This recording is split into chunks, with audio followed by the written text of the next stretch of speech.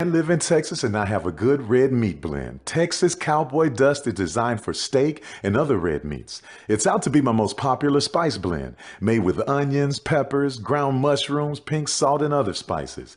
Texas Cowboy Dust also goes great with chicken, pork, vegetables, and adds a restaurant quality sheen to gravies and sauces.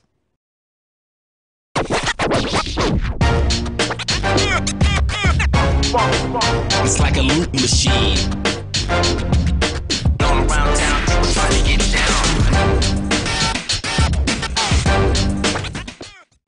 Vanilla smoked sea salt seasoning is for seafood. The tarragon and fennel bring out the natural sweetness in seafood. I also use it in rice dishes, on yams, asparagus, blueberry pancakes, and believe it or not, chocolate chip cookies. Vanilla smoked sea salt adds a salty and savory component to sweet dishes that create a symphony for the tongue. For 200 years, Montgomery, Alabama has been making history by people who had the courage to stand up for change.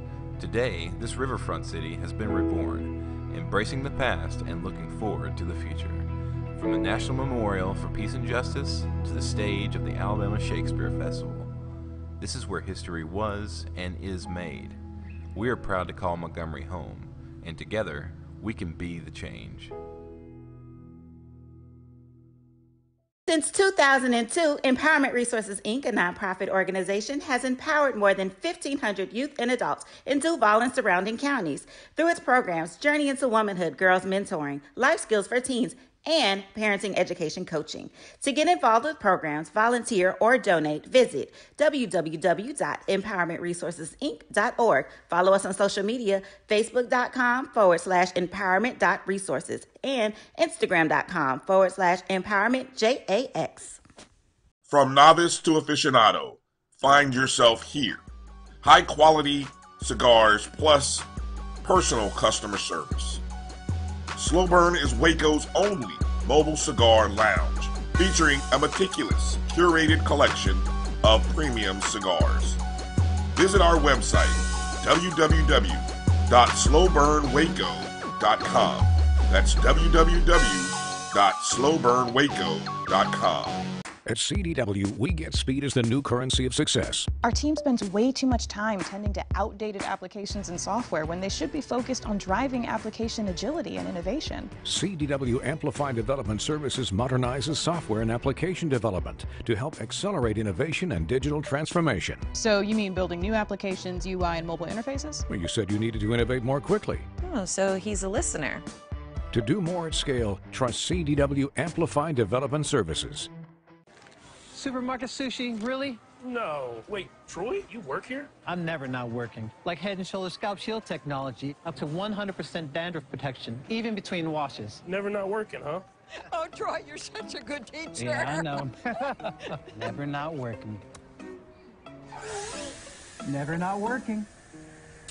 Never ever not working. Are you serious? Never not working.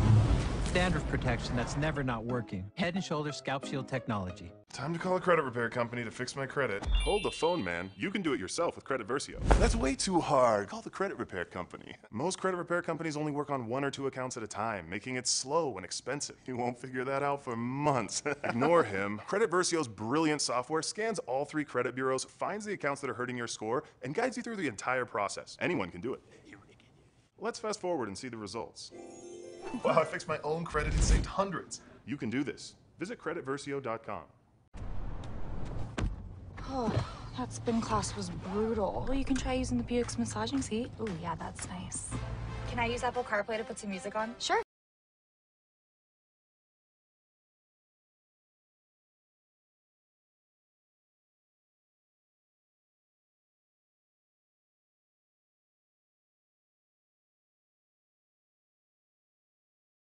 Yes, we did. The all-new Buick Envision, an SUV built around you, all of you. One bite of 100% Angus beef ballpark frank, and you'll say,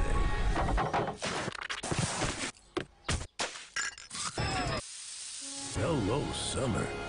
Oh yeah, it's ballpark season. We are making the virtual HBCU experience available wherever you live through Stillman Online. We offer online degrees in business, criminal justice, psychology, and religion. Stillman also offers technology badges in cybersecurity and data analytics. You can participate in all student activities, fraternities and sororities, internships, graduation ceremonies, and much more. Apply for admission today at stillman.edu. Stillman College, where we prepare you for a different world. If you think all pads are exactly the same, think again. This is Always Ultra Thins reinvented with the Always Triple Protection System. This pad wicks gushes 90% faster, absorbs even more so you can feel dry, and locks odors in. Rethink your pad for up to 100% leak-free and odor-free comfort with the totally reinvented Always Ultra Thins. This is always like never before. This is the Dean of the College of HBCU Sports, Kenyatta Cavill of Dr. Cavill's Inside the HBCU Sports Lab with Mike Washington and Charles Bishop. Come mix it up in the lab where the course lecture is in session every Tuesday from 6 o'clock p.m. Central Standard Time on Facebook Live, YouTube Spreaker, or the BCSN app, as we discuss all things about the HBCU sports culture, including exploring the week that was in the sporting HBCU diaspora, as well as the upcoming week of HBCU sports. With me, the Dean, the College of HBCU Sports, on Dr. Cavill's Inside the HBCU Sports Lab with Mike Washington and Charles Bishop. Course lecture dismissed. Nope. Nope. Come on, him? Ooh, I like him.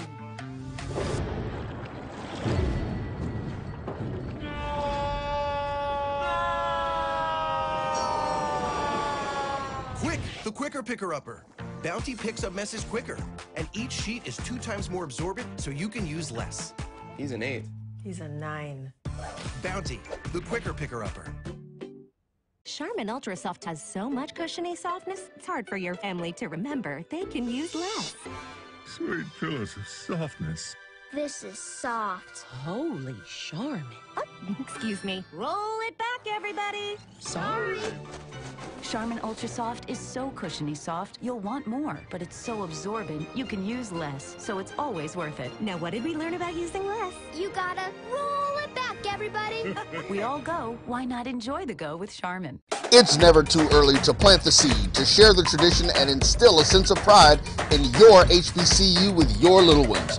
HBCU Pride and Joy Children's Boutique helps you share your school spirit with a wide selection of adorable kids' apparel and accessories officially licensed from your favorite HBCU. Visit hbcupridejoy.com and follow us on all social media at HBCU Pride Joy on Facebook and Twitter. This is Brian Fulford. AD Drew and I are co-hosts of the BCSN Sports Wrap. We talk about all things related to HBCU athletics. From the games, teams, coaches, and fan interest stories, we cover it all. You can find our shows on Facebook at BCSN Sports Wrap, YouTube at MyJBN Online, and everywhere you listen to podcasts like Anchor, Spotify, Google, and Apple Podcasts. You can also find the show on the Jericho Broadcast Network's app. Make sure to download. We look forward to you joining the conversation and being a part of the show. Now, you can't live in Texas and not have a good red meat blend. Texas Cowboy Dust is designed for steak and other red meats. It's out to be my most popular spice blend, made with onions, peppers, ground mushrooms, pink salt, and other spices. Texas Cowboy Dust also goes great with chicken, pork, vegetables, and adds a restaurant-quality sheen to gravies and sauces.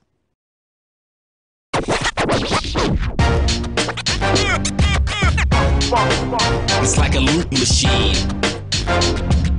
All around town, people trying to get down. Vanilla smoked sea salt seasoning is for seafood. The tarragon and fennel bring out the natural sweetness in seafood. I also use it in rice dishes, on yams, asparagus, blueberry pancakes, and believe it or not, chocolate chip cookies. Vanilla smoked sea salt adds a salty and savory component to sweet dishes that create a symphony for the tongue. For 200 years, Montgomery, Alabama has been making history by people who had the courage to stand up for change. Today, this riverfront city has been reborn, embracing the past and looking forward to the future. From the National Memorial for Peace and Justice to the stage of the Alabama Shakespeare Festival, this is where history was and is made. We are proud to call Montgomery home, and together, we can be the change. Since 2002, Empowerment Resources, Inc., a nonprofit organization, has empowered more than 1,500 youth and adults in Duval and surrounding counties through its programs Journey into Womanhood, Girls Mentoring, Life Skills for Teens, and parenting education coaching. To get involved with programs, volunteer, or donate, visit www.empowermentresourcesinc.org. Follow us on social media, facebook.com/empowerment.resources and instagram.com/empowermentjax. From novice to aficionado, find yourself here. High quality cigars plus personal customer service. Slow Burn is Waco's only mobile cigar lounge, featuring a meticulous, curated collection of premium cigars. Visit our website, www.slowburnwaco.com. That's www.slowburnwaco.com. At CDW, we get speed as the new currency of success. Our team spends way too much time tending to outdated applications and software when they should be focused on driving application agility and innovation. CDW Amplified Development Services modernizes software and application development to help accelerate innovation and digital transformation. So you mean building new applications, UI, and mobile interfaces? Well, you said you needed to innovate more quickly. Oh, so he's a listener. To do more at scale, trust CDW Amplified Development Services. Supermarket sushi, really? No. Wait, Troy, you work here? I'm never not working. Like Head & Shoulders Scalp Shield technology, up to 100% dandruff protection, even between washes. Never not working, huh? Oh, Troy, you're such a good teacher. Yeah, I know. Never not working. Never not working. Never ever not working. Are you serious? Never not working. Dandruff protection that's never not working. Head & Shoulders Scalp Shield technology. Time to call a credit repair company to fix my credit. Hold the phone, man. You can do it yourself with Credit Versio. That's way too hard. Call the credit repair company. Most credit repair companies only work on 1 or 2 accounts at a time, making it slow and expensive. You won't figure that out for months. Ignore him. Credit Versio's brilliant software scans all 3 credit bureaus, finds the accounts that are hurting your score, and guides you through the entire process. Anyone can do it. Let's fast forward and see the results. Wow, I fixed my own credit and saved hundreds. You can do this. Visit creditversio.com. Oh, that spin class was brutal. Well, you can try using the Buick's massaging seat. Oh, yeah, that's nice. Can I use Apple CarPlay to put some music on? Sure.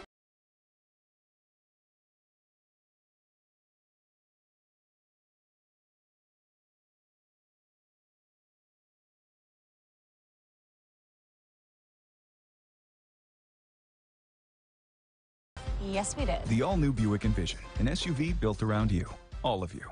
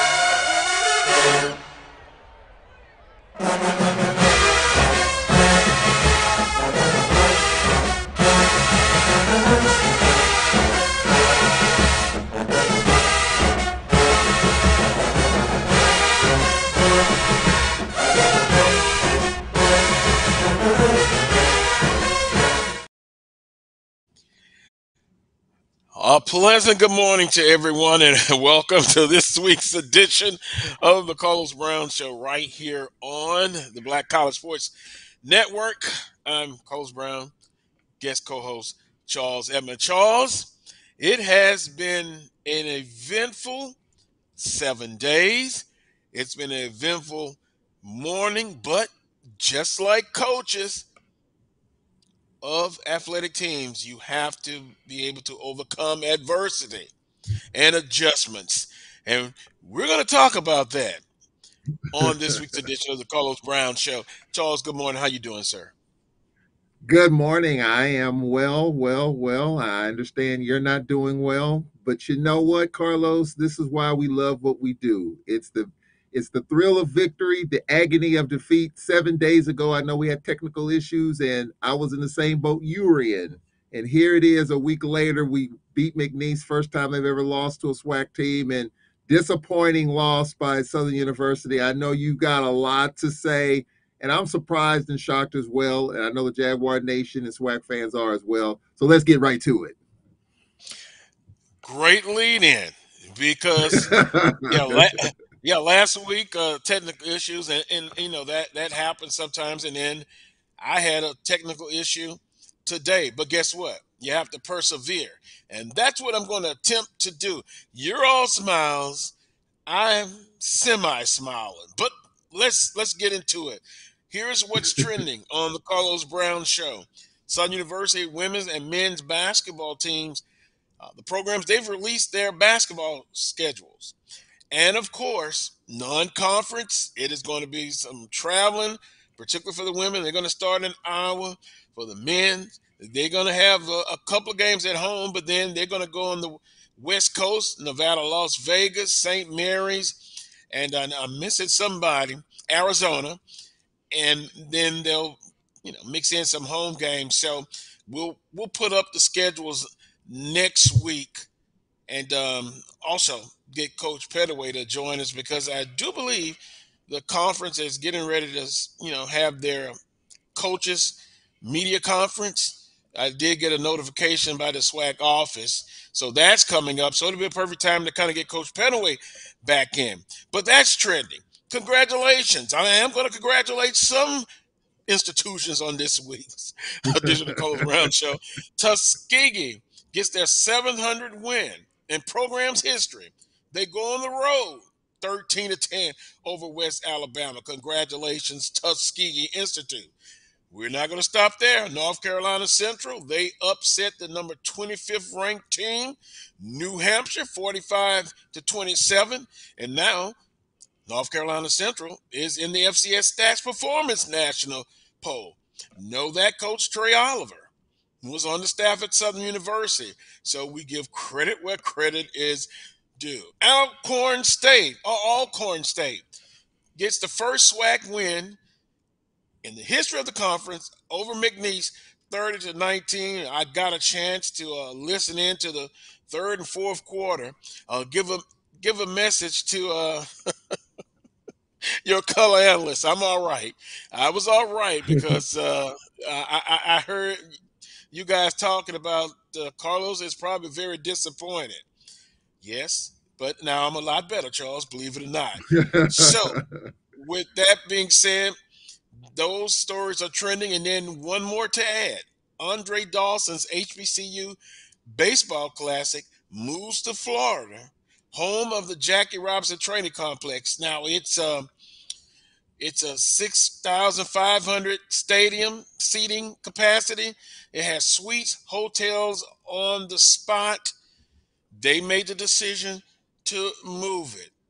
Maybe Michael Coker could be a guest next week as well. And kind of, I saw the article that he produced for, what is it? Oh, I'm so upset. I can't remember the name. Baseball Black Nines. College Nines. Black College Nines. And so read the article. It's a done deal. But he can give us the particulars on how this came about. But they're moving to the state of Florida. And Charles, I saw the expression on your face. You don't like it, huh? You can't, Charles. You can't be selfish. You can't be selfish. I know. I get it. It's just, we're trying to get New Orleans, trying to keep that thing going with the tournament coming back to New Orleans this year. And I really thought that was a really nice venue. You had UNO next door, so you could kind of flip-flop games. But I get it. I mean, times change, attitudes change, things change. I get it. But I'm being selfish for selfish reasons. I like New Orleans, but hey, if we're gonna be in Florida, you can't beat that either. So hey, 6 in one, half a dozen in the other. I'll take it. Yeah, and by the way, thoughts and prayers early for the state of Florida. No one was talking about hurricanes. You hadn't really had them in this region. Now forecast sometime Wednesday could be heading for the state of Florida. And Charles, I've been on the Gulf Coast all my life. You never get used to those storms. You do have an advance warning though. So our thoughts and prayers to the state of Florida coming up this week. It's going to be a crucial time, and we'll keep eyes on the situation. Now, going to get into last week's ball game. Southern University defeated by Texas Southern 24-0. Now you're looking at, well, first and foremost, let me stop right there. Let me congratulate the coaching staff, McKinney, the players, the institution. That's 2 years in a row, 35-31, and then this year 24-0. When have you ever seen a Coach Dooley led team not scoring in points? So we got a lot of particulars to get into with this game last week, 24-0. Some of the notes that I just kind of jotted down came out flat to me. No energy. And I'm not going to say the effort wasn't there, but sometimes when you don't have the energy, and I know it's a particular hot day, and I'm going to go over some of the things that I saw on social media. Some are just ridiculous. I said I was going to say silly, but ridiculous and silly. Charles, I'm going to get into that as well. If you look at the game, missed opportunities. I was looking at some of the stats, getting the red zones for Southern University, which sometimes I call the man zone. Missed opportunities there. But now let's just kind of go, and then we'll go into the stats. Let's kind of, I kind of put down on paper some of the things that I saw, personal text message that I got asking what's going on. And Charles, you know, hey, raise your hand, jump in. I want your feedback as well. Did the LSU game play a part in the Texas Southern loss? I said no. And I used another word before then. I'm not going to use that bad word on the show. But no. Again, no energy was the first thing I noticed. And then Texas Southern, they open the kickoff, they go right down the field. Now, 21-0 at half, 14-0 after the first quarter, 21-0 at the half. The defense in the second half was much sharper. Much sharper. They only gave up 3 points. But we go back to missed opportunities. Quarterback play. A lot of conversation about that. Coach Dooley in the press conference said basically he had no thoughts of changing the quarterback. That in itself got people riled up. Now, if I was a coach, I would have went to Harold Blood. Bubba McDaniels got a lot of experience, something to kind of break up or get the tempo, the energy going up. Sometimes when you make a change, it kind of fires the team up. But the quarterback needs to improve. 3 picks, and then almost looking at it, it was almost that Coach Ryan was there last year because basically they turned into running, and we can look at run to pass ratio with the offensive plays, but it just seemed like to me they were trying to run the football more than passing the football. But that's not a bad idea because, Charles, if you look at it, the previous 2 weeks for Texas Southern, they gave up over 300 yards rushing. The previous 2 weeks. So, yeah, you would want to attack the run defense. Then a lot of complaints about Sims didn't get as many carries. Jared Sims. And fans question the play calling. Just kind of some of the things that I put down on paper with some of the conversation. But yeah, a bad loss, but it's not the end of the football season. And now I'm going to get back to the social media reaction. And I know some people are going to disagree with what I'm about to say, but constructive criticism is good. It's okay. But when you go off the deep end and just being silly about some things, there is a faction in the Jaguar Nation, and I simply call them the Odom disciples. They never have gotten over Coach Odoms. Yes, Charles, that's what I'm saying.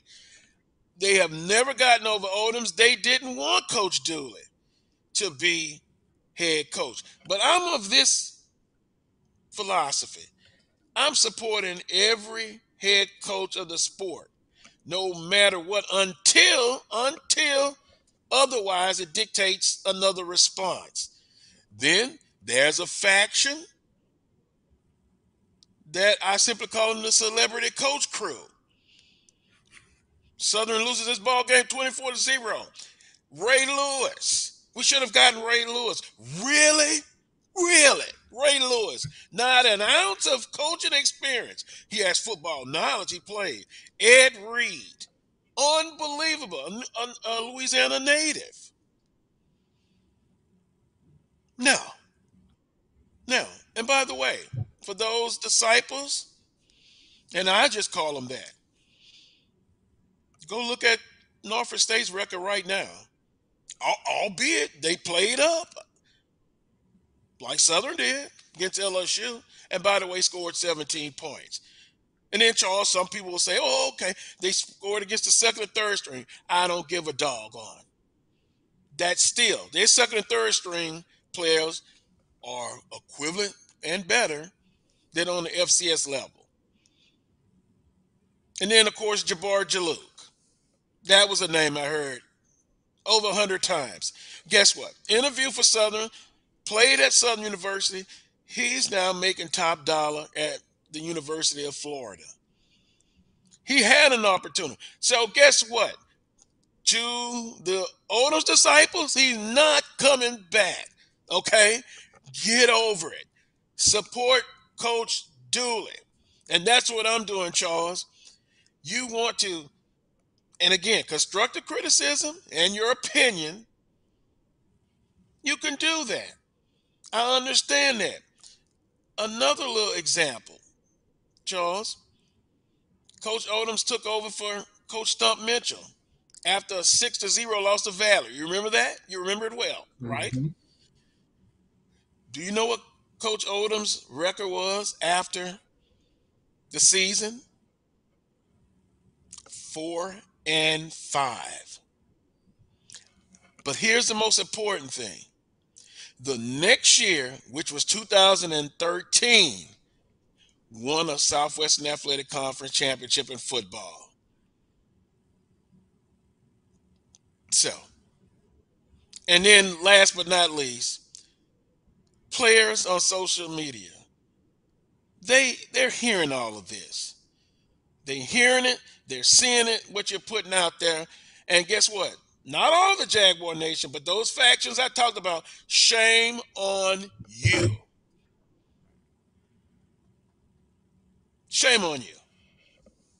Now, Charles, Alcorn State, I remember talking to you. Stephen F. Austin had that game, lost it, went to Tulane the next week. Tulane's not an LSU. They're not in North Carolina. They lost 52-0. Backs were against the wall. I told you, I liked Alcorn in that game because I know I have an acquaintance that's on the staff at McNeese, and they're really not the type of team that you're accustomed to seeing with McNeese. But Alcorn goes in there, take care of business. But my point is this. Me and you talked. There are some fans. I talked to some Alcorn fans. It was doom and gloom. The sky is falling. And lo and behold, the next week, they come up. Where are they? The noise is not that loud. But anyway, thank me for allowing me to rant on this show. Well, Carlos, you are exactly right, and this is just a byproduct, I think, of being a victim of your own success. If Coach Dooley hadn't done what he did at Prairie View last year, coming in to Southern University this year, I think it wouldn't be quite as loud. But because of the fact that, what he did in the second half against LSU, a lot of people felt very good about going to Arlington and beating Texas Southern. And the fact that they lost to Texas Southern for the second year in a row, number one, even though last year's under previous coach. And number two, you get shut out. And you, Carlos, you previewed it during the whole offseason. A basketball game on the football field. No one expected, not me, not anyone who follows this conference, expected Southern to get shut out. Mm-hmm. I think that's probably the most, if I can use the word, damning part about it all. If I could use that, if I could say that, that's probably what a lot of people are frustrated about, because Eric Dooley is an offensive mind and you get shut out. So that, I get all of that.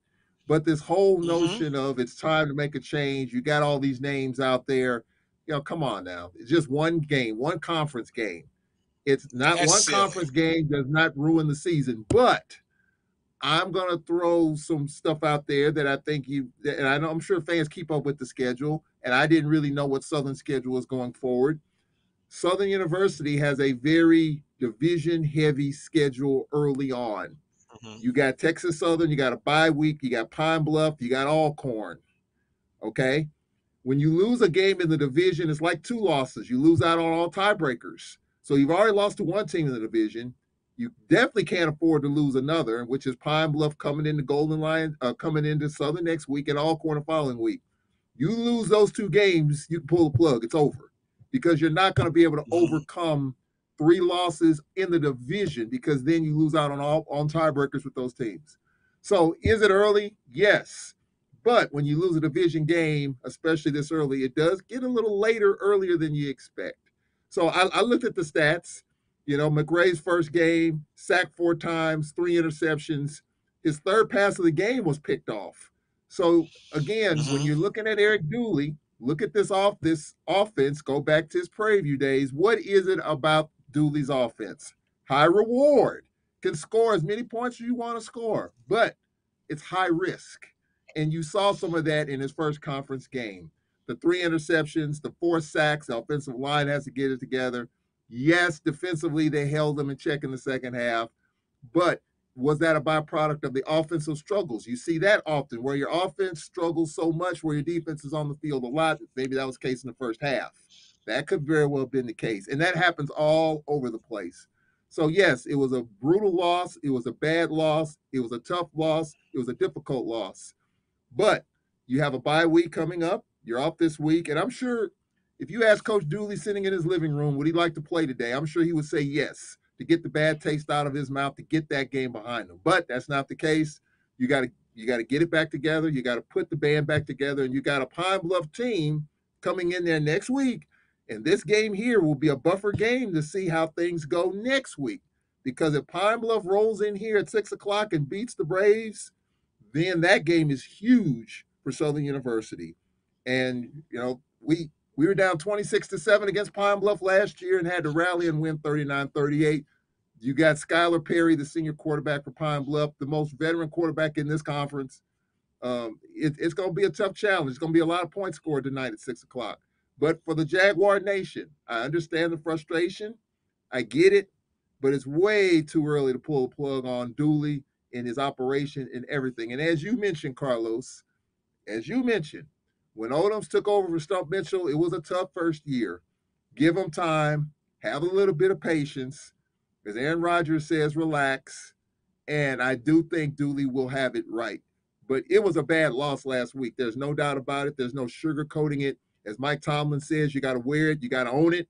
And even 7 days later, Carlos, I'm sure you just said it, and a lot of Jaguar Nation fans are still steaming and scorched about what happened last week. Yeah, but the difference is, and my history, I've been an emotional guy, and I understand it, that you're going to be emotional. But with that being said, I don't think I've ever just been ridiculous and have silly comments. And some of, like I said earlier, some of the comments that I've seen and have read, it lets me further know that those are the ones who never really signed on with Coach Dooley. And I'm still behind Coach Dooley. I was behind Coach Rollins. It didn't work out. I was behind Coach Odoms, and you knew the heat that I've taken about Coach Odoms. People thought that I didn't like him. No, I did like him. I just pointed out a fact.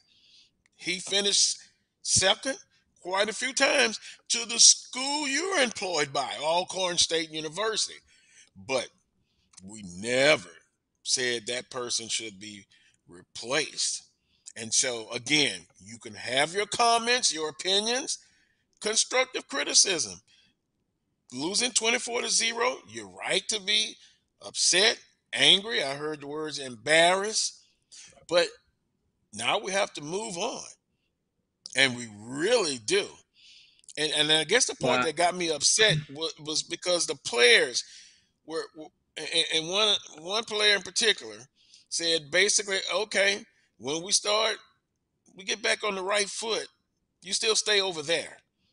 Those who, were just their comments were just silly. Just silly. But I And look, I, understand. Hmm? yeah, But look at I feel look that at pain. Alcorn. Right. Right. But Charles, they had some people was like, well, you know, maybe it's time to move on from Coach McNair. What? Really?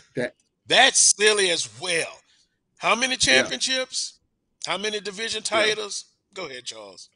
Well, that was my point. I mean, for a 6 quarter span, we were outscored 73-3 in a 6 quarter span. If you go the second half of Stephen F. and then Tulane, 73-3 in a 6 quarter span.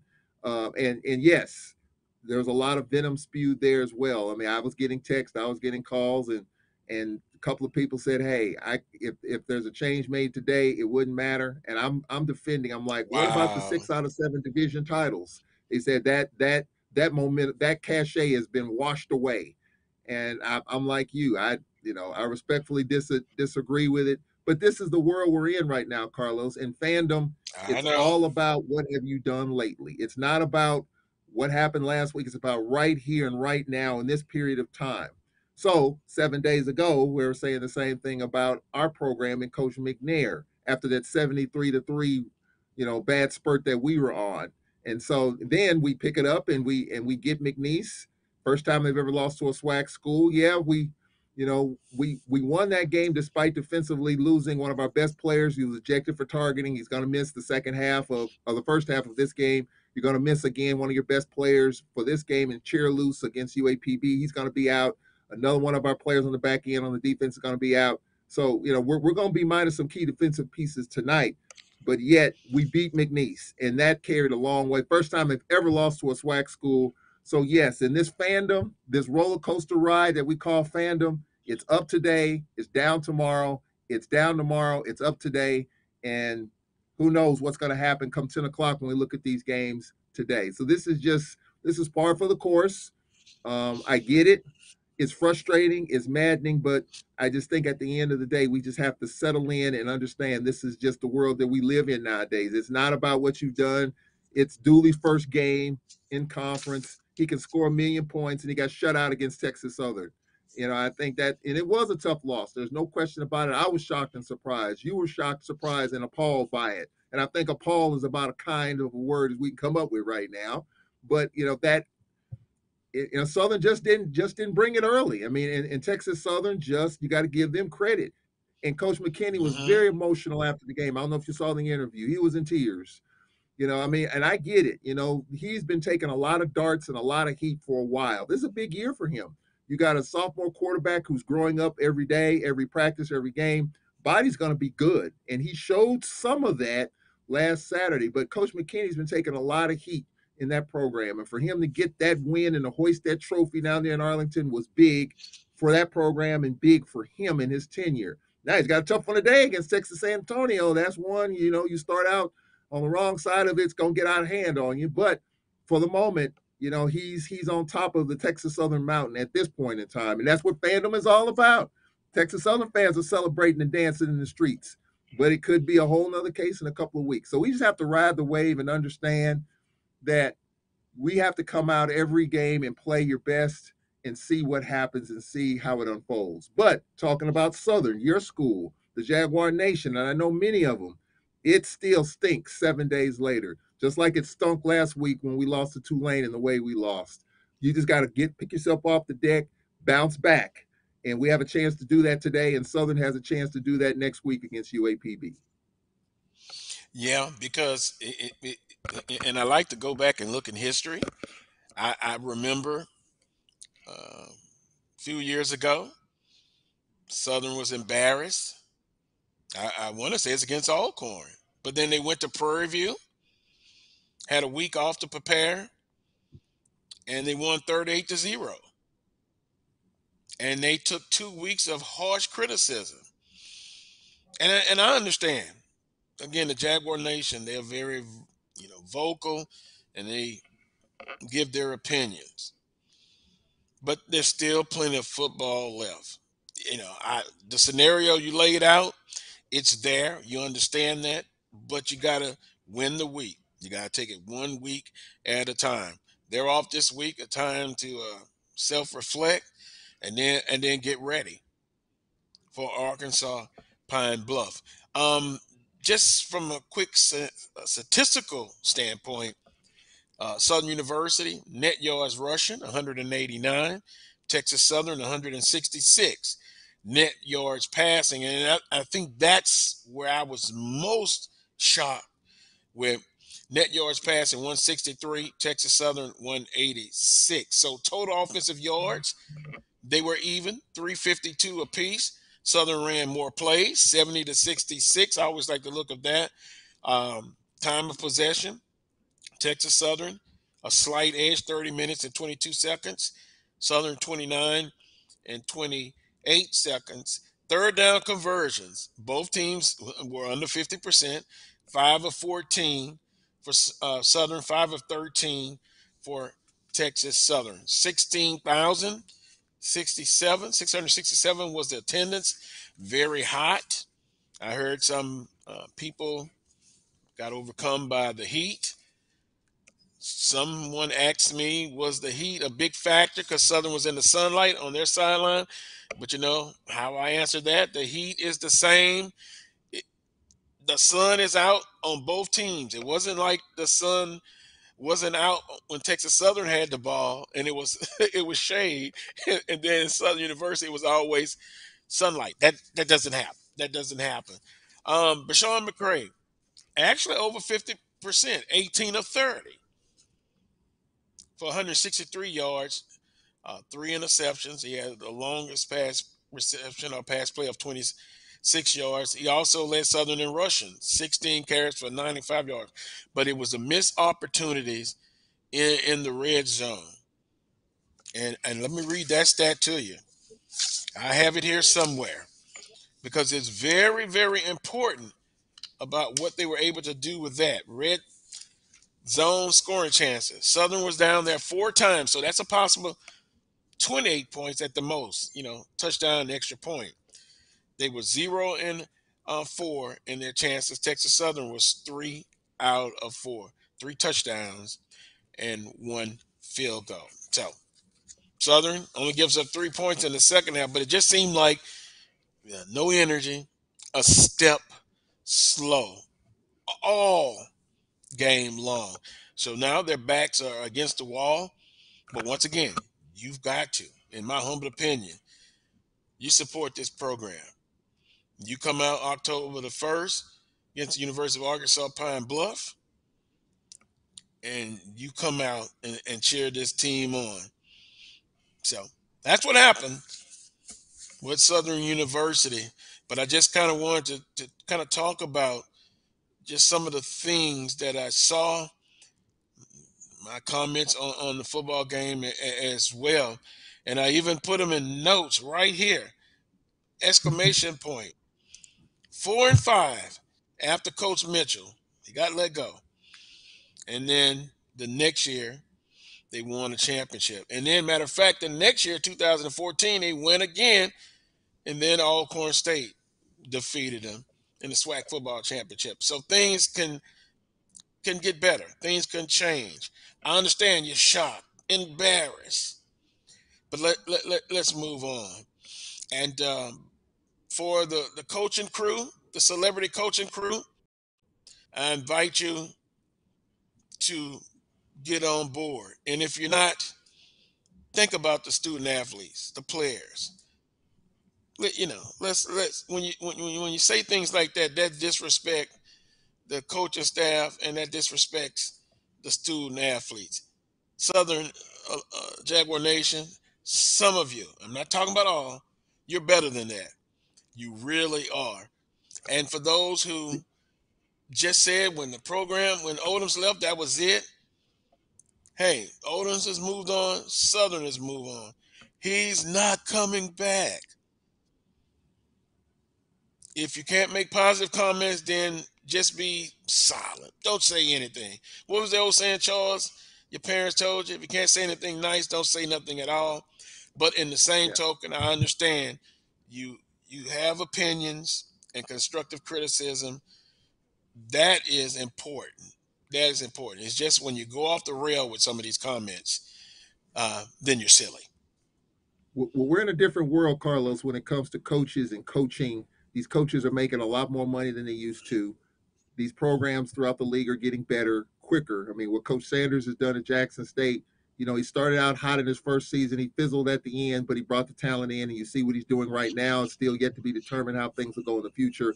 I just think it's a whole different mindset nowadays where coaches are kind of required to get off the dole early on. There's no grace period. There's no, and I text you, what about the honeymoon period? Is there such a thing as a honeymoon period in coaching nowadays? Apparently not. Apparently not. And I think a lot of it is because of the programs improving quicker than you might think. It's also because of the money. These coaches are making pretty decent salaries. You know what Coach Sanders is making. He gets a portion of ticket sales, Coach Dooley's salary, and others, Willie Simmons. Well, the head coaches are doing He much was the better. head coach. I got right, the head coach. I'm sorry. Yeah, and the coordinators, but the position coaches, I'm still fighting for them on that. Correct, right. But I think fans are talking about the head coach. They're talking about the head honcho. I think, we kind of talk about the lower levels of the atmosphere, the mid levels, but most fans think of only one coach, the head coach. How much is the head coach making is responsible for the head coach is responsible for getting quality assistance and all of that. But fans are pointing at one guy, Eric Dooley. Fans are looking at one guy, Fred McNair. Fans are looking at one guy, Willie Simmons. They're not looking at the coordinators and all those other coaches. They're looking at the head coach has got to get it together. So there's pressure on head coaches to get it going right away. And because of Dooley's success, people assumed that would translate over into week one, especially in conference. Now, we knew Florida Memorial, they could score as many points as they wanted to score, and they did. Then against LSU, yeah, they showed up in the second half and played with a lot of heart and grit, but nobody expected a Coach Dooley coach team to get shut out in his first conference game. And so I think that's still smarting a lot of people. And look, you got a week to get it together because, again, it's early, but it's starting to get late.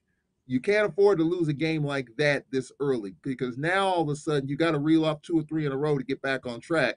It's not going to be easy with UAPB or Alcorn. It's one thing if Southern played Valley, and I'm not saying Valley using Valley. Let's use another one, Bethune-Cookman, or a team from the East. Okay? But when you've got this division-heavy schedule that Southern has early, their first Eastern Division opponent is what? Jackson State at the end of October. Then you've got Valley. And then you got Florida, that's not easy. Florida A&M. No, I mean it's not easy. What I'm saying is that when you're beating your division rivals, it helps you. But when you lose to your division rivals, as we've said, it's like 2 losses. So now you use the teams in the East, even though it counts the same, you kind of use that as a little bit of leverage. But when you're playing a division-heavy schedule early like Southern is, like Alcorn is playing Valley in 2 weeks, it still counts. It still has a lot of weight, but it's against the Eastern Division team. You see what I'm saying? So it's a little bit different. So when you win that game, you got a leg up. When you lose that game, it's like you're two pieces behind. And that's where Southern is right now. They can't afford to drop another game. They can't. Because even though AD Drew said this, he predicted that the Western Division winner could have 3 losses. Could be. But if you lose 3 games in your own division, you're probably not going to get there because you lose out on all the tiebreakers. So all I'm saying is there's a lot of football left. You said it, but it's starting to get a little late though too, because you got 2 big division games at home coming up following a bye week.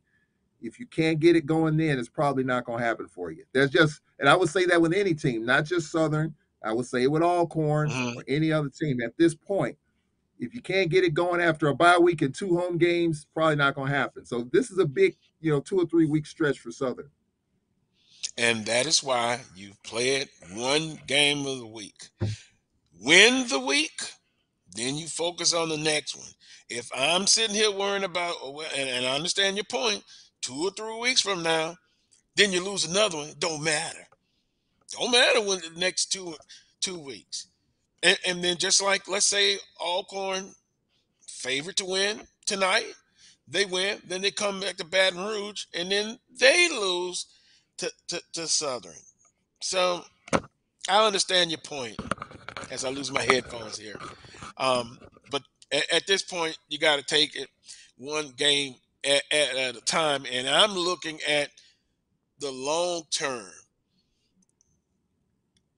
How will Southern University develop in the long term? You still have short-term goals, but by no way you give up just because you lost to Texas Southern. So once again, congratulations to Texas Southern. I did that before I started my rant, congratulating them again. They may go on and win 3 games. They may win 1 more game after this. But on last Saturday, Texas Southern was the better team. Gonna take a quick timeout. When we come back, we'll kind of get into the SWAC conference play games last week. A lot of teams in the last couple of weeks have played up. Now it's conference games here on out, basically. So we'll see what happens. Then we'll take a look at this week's games, which Saturday, I believe one has already started, Grambling State and Bethune-Cookman. And then B.J. Jones will join us at about 12:15-ish Central Standard Time, 1:15 Eastern Standard Time. We'll get his thoughts on what's been going on in the Southwestern Athletic Conference. I'm sure he's going to weigh in on the Southern and Texas Southern situation. But, hey, congrats to North Carolina Central beating New Hampshire. That's a big win. You win out of conference. Alcorn State, you win out of conference. And then Tuskegee, 700 wins. Don't matter what level you're on. That's a lot of victories. So congratulations to Tuskegee University. Take a timeout. You're watching the Carlos Brown Show on the Black College Sports Network. 1 bite of 100% Angus beef ballpark frank, and you'll say,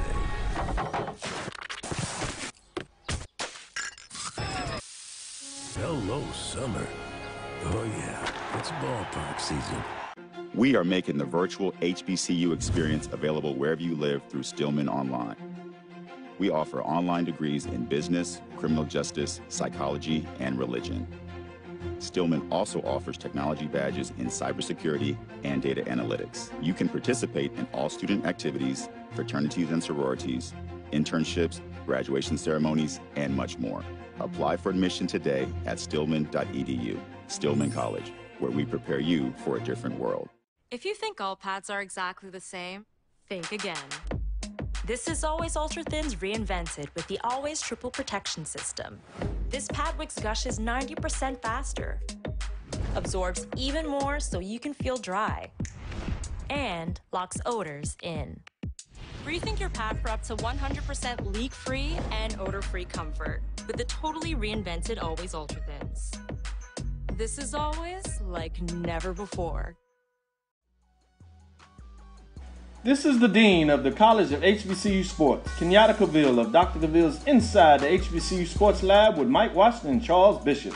Come mix it up in the lab where the course lecture is in session every Tuesday from 6 o'clock p.m. Central Standard Time on Facebook Live, YouTube Spreaker, or the BCSN app, as we discuss all things about the HBCU sports culture, including exploring the week that was in the sporting HBCU diaspora. as well as the upcoming week of HBCU sports. With me, the Dean, the College of HBCU Sports, on Dr. Cavill's Inside the HBCU Sports Lab with Mike Washington and Charles Bishop. Course lecture dismissed. Nope. Nope. Come on, him? Ooh, I like him.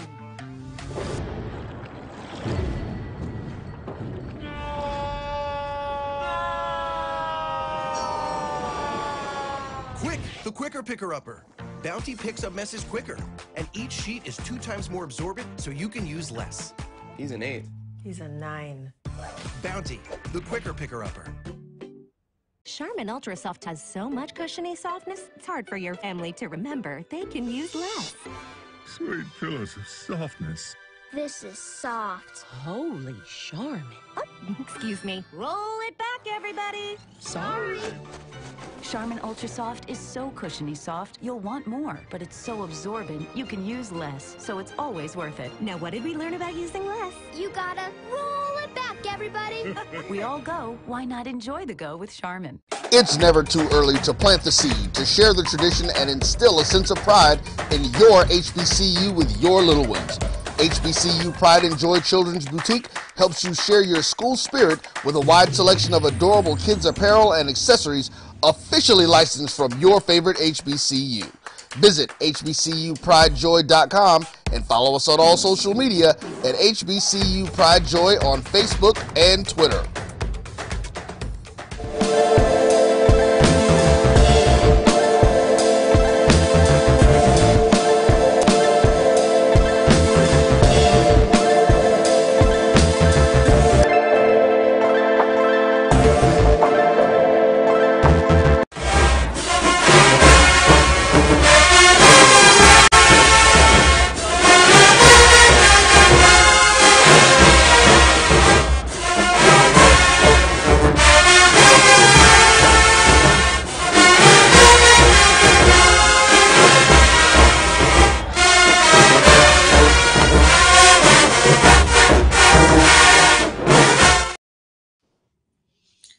Well, Charles, welcome back to this week's edition of the Coles Brown Show right here on the Black College Sports Network. How ironic. That song, We Are One. And yes, we are one. During the break, Until you we said lose. you've been knowing. Yeah, well, no, but still, you got to overcome adversity. You know, and no one likes to lose, but sometimes losing helps you. You know, a loss like this with Southern University 24-0, yeah, you got some. And again, let me refer back. I'm not talking about all the Jaguar Nation. And you ask me, am I really over it? Yes, I really am. Because you know what? I had a talk with my best friend even before the game.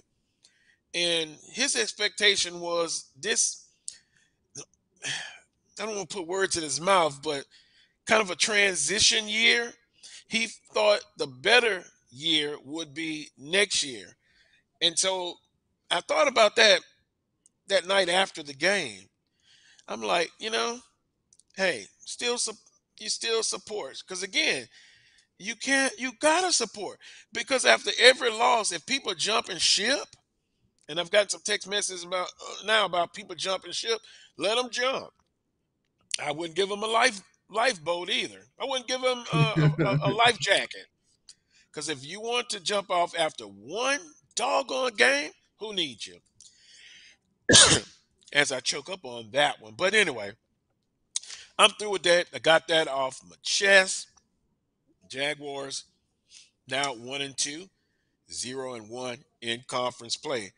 And I guess, Charles, even some Grambling State fans are very unhappy. You know, I've heard some conversation about is Hugh Jackson the guy. But again, you've got to let it play out. And why I'm saying that, last week, they were only down 21-17. And final score last Saturday, 66-24, Charles. So 66 points, excuse me, Grambling gives up. Hey, now they had to refocus, and now they have Bethune-Cookman. 2 or 3 losses, then I'm very concerned. 1 loss, I don't like it. But, hey, you got to mentally Get past that and look forward. Because if not, you're still thinking about last week. You're gonna you could fall to defeat this week. But 66 to Yeah. 24, Jackson State over Grambling State. Jackson State is clearly, without a doubt, no debate, so far the best team in the conference and debatable one of the better teams in the FCS. Yeah, I mean, clearly that offense is humming along. I give Grambling credit for a good first half last week. I mean, they had Jackson State on the ropes, and this whole thing of Coach Sanders dominant. His word all year is domination. He said it at media day, and his team was not at its best in the first half, but they dominated the second half. So I don't know what woke them up. I give Grambling credit for a good first half.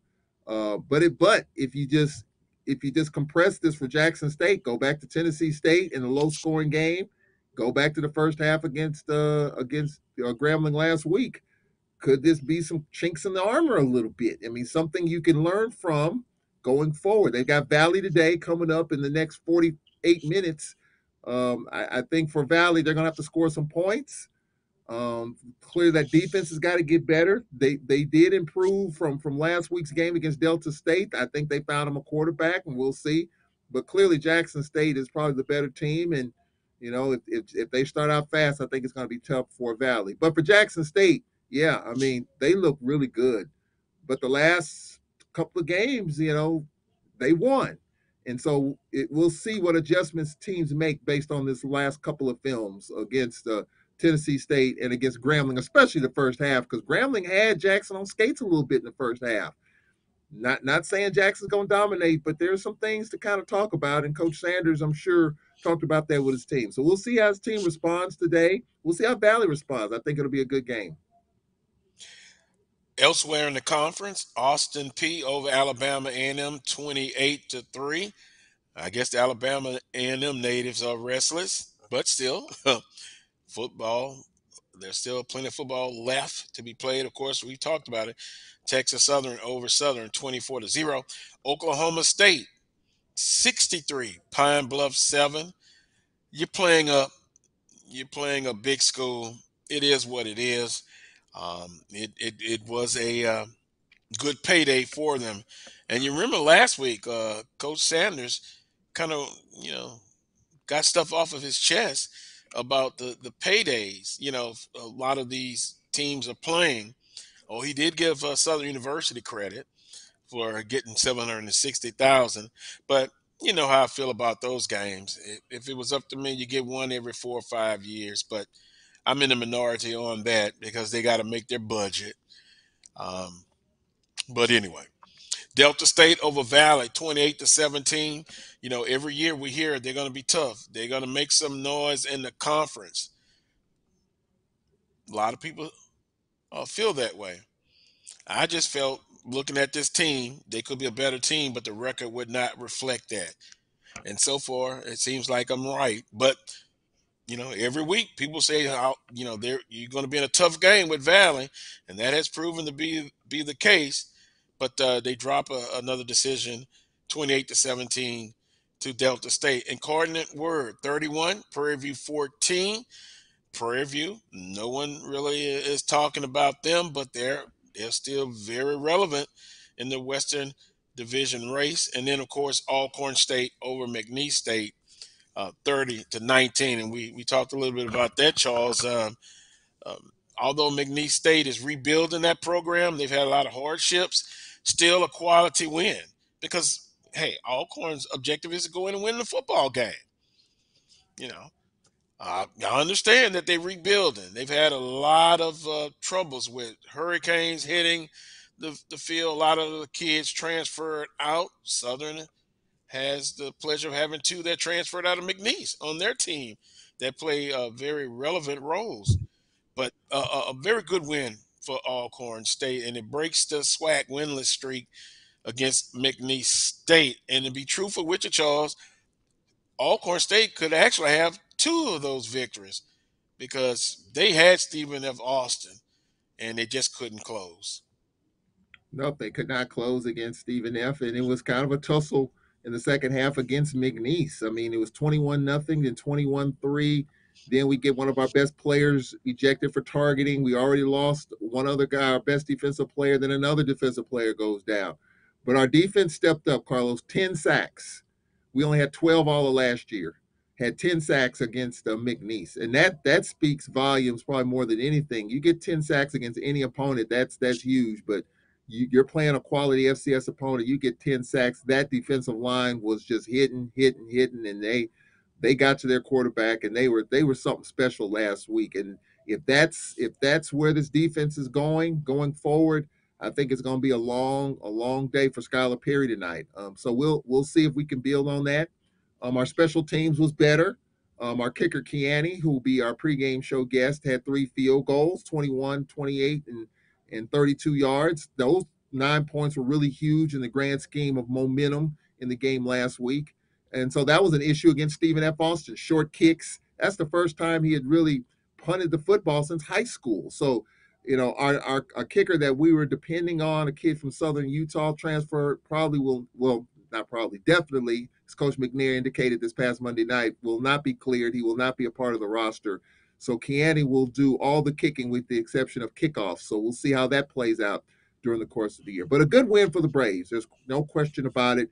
People are excited. Here, high school day, Pine Bluff rolling in here. I think it's going to be an exciting game. It's going to be a high-scoring game. I think people will get their money's worth because of the game last year. And I expect a similar type of game here tonight. So, the ebbs and flows, the thrill of victory, the agony of defeat. We got a victory last week. Now, we're in the same boat that Southern was in last week, playing a division opponent, a conference opponent, and who knows what's going to happen at 6 o'clock. We hope a win, before our bye week. We're kind of in the same boat as Southern. Southern's got their bye week this week. Ours is next week. So, I might be crying and fussing next week as we sit here and talk. But, I mean, it could very well be, Carlos. I mean, I hope not. I hope I'm smiling this time next week. But if what we're seeing already in the conference, let's just look at the games in the conference that have been played so far. Jackson State throttles Florida A&M. Who would have expected that?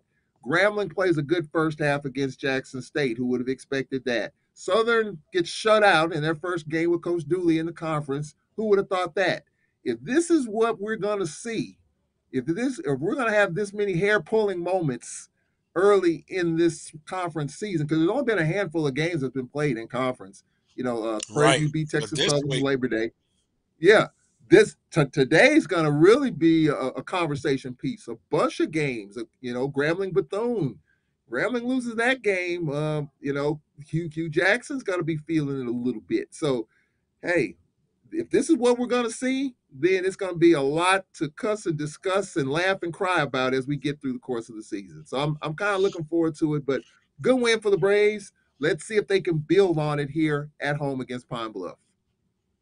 Could be a wild conference race if based on what's going on or what has gone on early on in the conference race. Saturday, September 24th, which is today, Mississippi Valley State, of course, at Jackson State, 1 p.m. ESPN Plus. And look, I know what 1 p.m. as far as temperature-wise in Baton Rouge, Louisiana. Mississippi is not separate from the Gulf South. It's hot. I read about fans falling out, the lack of water. Coach Sanders' comments calling out Grambling's fan base. Let me tell you something, and he has stated that college football was made to be played at 1 p.m. That's tough.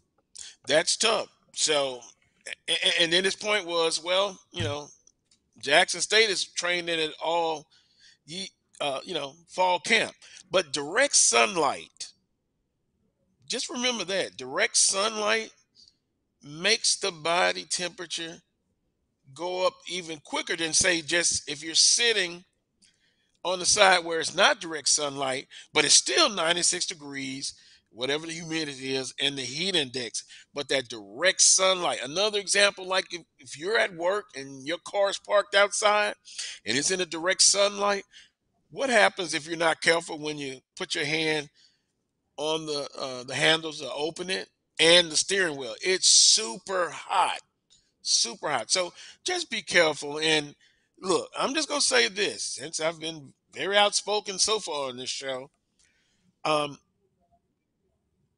Coach Sanders' contract, he gets incentives for large crowds, right? My thing would have been this: I wouldn't have called out Grambling State fans. I would have kind of did my research and find out what was going on, because again, it's brutally hot. And if you're in your 20s and then you have some people in their 40s, 50s trying to sit, you see where I'm going? Nah, nah. Grambling State fans don't take that. I mean, they took it the wrong way, but it's pretty hot at 1 p.m. I'm Yeah, gonna be honest it with is. It is, and let's be honest too. When it comes to SWAC fans and the weather and SWAC football, if it's SWAC fans and heat don't mix. Football fans, SWAC fans and heat don't mix in terms of getting a big crowd. SWAC fans, football and cold weather don't mix. We've seen the attendance when it's too hot, when it's too cold. Perfect would be 75 degrees and mostly sunny. You're insured a really good crowd that you. Not particular gonna Saturday, happen. but that's not the Yeah, right. It's not. not this It's not. time of So year. you Right. And so I'm looking at some of the Facebook posts. Some of our fans are just blessed and pleased based on what happened in Jackson last week and the water situation, all that. The fact that we're playing at 6 o'clock. And we have had a tradition of playing early September games at home at 6 o'clock. We'll start playing the 2 o'clock games on our next home game, homecoming. The temperature will be a lot more pleasant and a lot cooler at That that time. that makes sense, Charles. Now Jackson Yes. State can do what they want to as far as playing at 1 p.m. But now Grambling State, we mentioned Grambling State fans had to adjust to or had a hard time, but also from reports, Jackson State fans. So once Yeah. again, it's not hot for one fan base in the stadium, and it's 10 Right. degrees cooler. So I just think you have to use good judgment. I prefer Right. nighttime games anyway. So, Right. cold weather, that's another issue. And then rain. I understand all that, but come on. 1 p.m. in September, August. That's brutal. I'm sorry. Yeah. Yeah, and that's for Jackson, I think it the reason why, and I just had to think about it. Does Jackson usually play games in the daytime, home games at this early part of the season? I'm gonna say no. I don't know the conversations that were had in the off season about playing those games in the daytime. Could be a security issue. Could trying to get all your resources together, spread them out. I mean, I don't know. We're just having a I can conversation, a- but I can answer it, Charles. Coach Sanders said college football has been meant to be played at 1 yeah, p.m. So he has a yeah, lot of influence. 1 yeah, p.m. Now, people that are listening and watching, Jackson State fans, tell me if I'm wrong. I'll admit I'm wrong, but I know traditionally, I can remember one game being played at 4 p.m. Southern and Jackson State. Then it was an afternoon game. But to me, and I've talked to Charles Bishop. Ideally, it's perfect for Southern and Jackson State to play in the evening, but Jackson State has a right to choose right. whatever time they want to play in. Southern will be there at 1 p.m. So apparently, to me, Charles, they've decided, the administration, along with the slight nudging with Coach Sanders, that they're going to play home games at 1 p.m. And I remember some 2 p.m. games. Well, I give JSU fans credit. I mean, they had about 40,000. If someone asked me last week what I thought the attendance would be for this game against Grambling, I would have said about 40. Mhm. Just the social media chatter, you kind of felt like it would be 40,000 in the house. And even Coach Sanders, he was disappointed in the 7 road games, but he was kind of, he did the pen paper thing on me at media day, and he kind of planted 40,000 in his head. I think he just assumes that there should be no less than 40,000 at Memorial for every home game. Some a lot more than that. You had 3 games last year, they had 50. You had 2, they had 60. So I mean, I get it. But I think he thinks, just not speaking for him, just my guess is that he probably thinks that there should be at least 40,000 for every home game. And what the pictures that I saw last week indicated, there was a lot of red there. There was about 40,000 there. And I think that's a really good crowd for a 1 o'clock day where the heat index was probably at 100 plus. I thought it was a really good crowd because, I mean, I can say this because I'm a Gramblinite and because it's a fact. Grambling fans just don't travel like that. They just don't. The Hmm. Bayou Classic, I mean, let's just call it what it is. Grambling's my school, they're my alma mater, but Grambling fans don't travel like that. Even Alcorn, which is 2 hours away, they'll show up for that if it's a meaningful game in terms of the division standings or something like that. But they just don't show up and show out like that unless it's the Bayou Classic. That's just, I'm just wondering how many Grambling fans were in Daytona today. My guess is not very many, but they just That's a don't long travel trip. like that. That's a long trip, Hmm. unless the Daytona chapter, if there's a Grambling chapter in Daytona or Tampa or whatever the case, I don't know, but they just don't travel like that, and that's the case for quite a few of our programs. I mean, I hate to call out my own school, but I mean, there are a few schools in this league like that too. By the way, their fans just don't they just don't do it like that, and we know the ones that do, we know the ones that don't, and so Grambling, I hate to say it, but they're in that category of don't.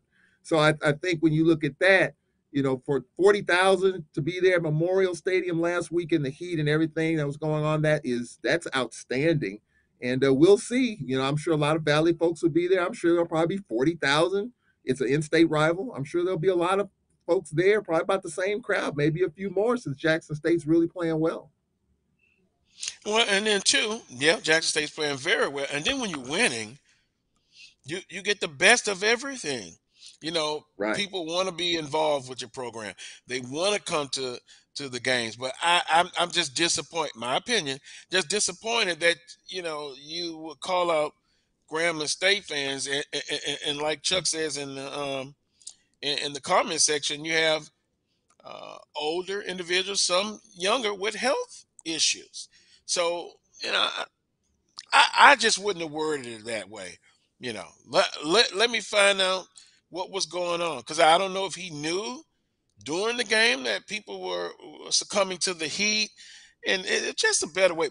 Maybe I'm in my middle age years. I'm softening up, because at No, one point I would be like, "Oh yeah, you got to be there if you're not." And Charles, I'm not gonna call out Grambling State fans about do they travel or not. I know one school that travels with Power Five schools as far, and we know who that yeah, is. I don't have to say it, but yeah, gold and blue. yeah, And Jackson State fans travel well. right. Yeah. And But now but I'm basing that on Celebration Bowl. right, exactly. And let me say, and I've said this about Coach Sanders when he first took the job, and as you heard at different interviews and just his platforms, Mhm. Coach Sanders is going to tell you what's on his mind in real time. And so whatever's Mhm. on his mind, whenever that mic is in front of him, he's going to let it out.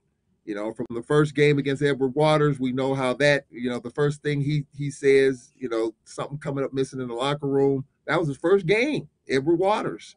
So that tells you right there that whatever's on his mind, good, bad, or otherwise, he's gonna let you know.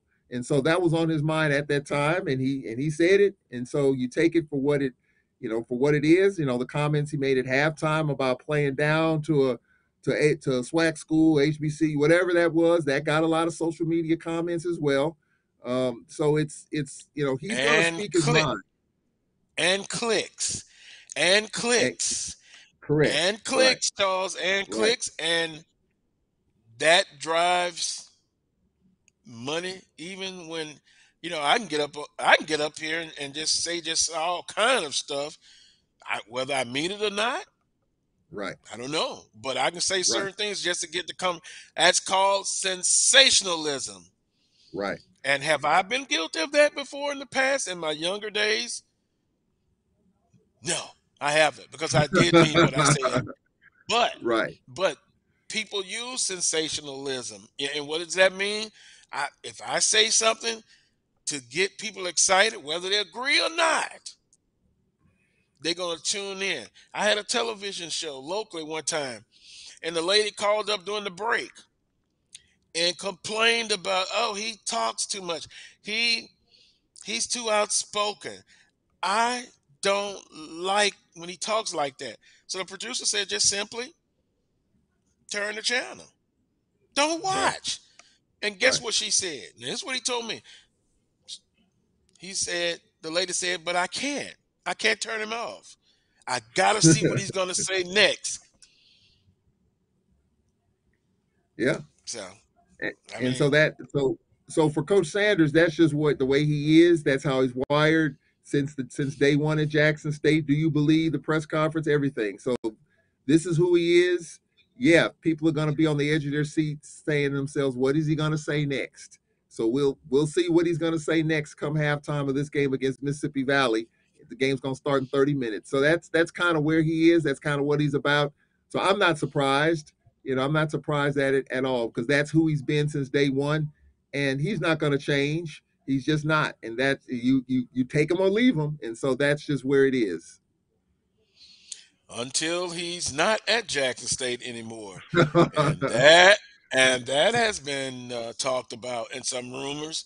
But guess what? I tell you one thing. He has. I wonder if he's part of the celebration coaching celebration crew I talked about in hour number one. Does he have a mole inside there? Because just because you played, but now I'll give him one thing. He always tinkers with his staff, and he's got a great staff around him, right? Yeah. And I think every coach wants that. They don't want yes men and yes women on the staff that everything. I want someone to come up with ideas and say, look, coach, Coach Brown, I really believe we need to try this. We make adjustments at halftime. We make adjustments during first quarter. I got coaches up in the booth. But you said it. That's the way he is.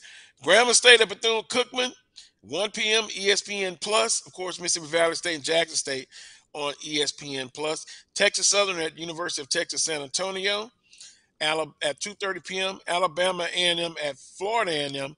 Probably the game of the week in the conference. You agree, disagree?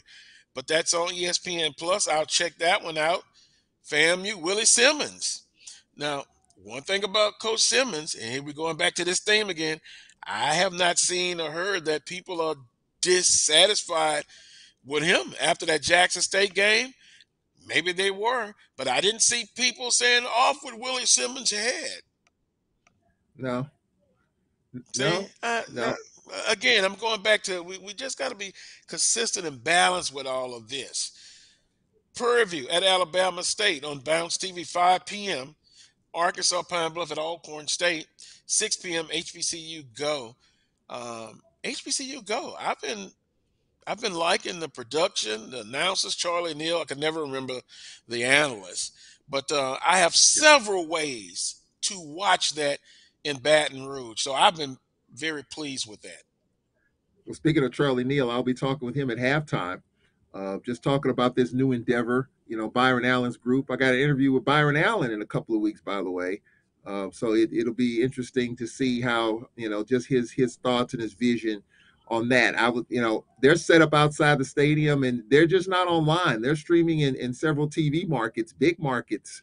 And yes. so I think that's, it's a big time production. When you look at their production setup, the truck and all, it's not small time, it's big time. So I hope folks get a chance to enjoy it, whether online or on linear TV. And I've got a chance to talk with Charlie Neal. He's been doing this thing for 40 years and he's still rolling on along. So I'm really looking forward to, getting his thoughts on this whole HBCU, this perceived super conference and the SWAC and because Charlie Neal lives on the East Coast. So he's kind of, even though he does SWAC stuff, he's based in MEAC territory. So I want to get his thoughts on the MEAC, where it is now, where do you see it going? Because this talk of this perceived super conference and, where the MEAC is and teams leaving, teams might be coming in. So I want to get his thoughts on all of that. He hadn't been here in a long, long time. He referenced Marino Cassim as head coach here at Alcorn the last time he was on this campus. So that's 30 years ago. So just looking forward to just getting his thoughts on this whole HBCU football dynamic. Yeah, he's an iconic sports announcer, and I'm still blessed to have him here in the physical realm. But I'll be tuning in. I'll be going back and forth. But that's the games, upcoming games for Saturday, September the 24th. We'll take a timeout. When we come back, Charles, we'll get your picks. And I'll throw in my picks as well on those games. So you're watching the Carlos Brown Show on the Black College Sports Network. We shall return. This is Brian Fulford. AD Drew and I are co-hosts of the BCSN Sports Wrap. We talk about all things related to HBCU athletics. From the games, teams, coaches, and fan interest stories, we cover it all. You can find our shows on Facebook at BCSN Sports Wrap, YouTube at MyJBN Online, and everywhere you listen to podcasts like Anchor, Spotify, Google, and Apple Podcasts. You can also find the show on the Jericho Broadcast Network's app. Make sure to download. We look forward to you joining the conversation and being a part of the show. Now, you can live in Texas and not have a good red meat blend. Texas Cowboy Dust is designed for steak and other red meats. It's out to be my most popular spice blend, made with onions, peppers, ground mushrooms, pink salt, and other spices. Texas Cowboy Dust also goes great with chicken, pork, vegetables, and adds a restaurant-quality sheen to gravies and sauces.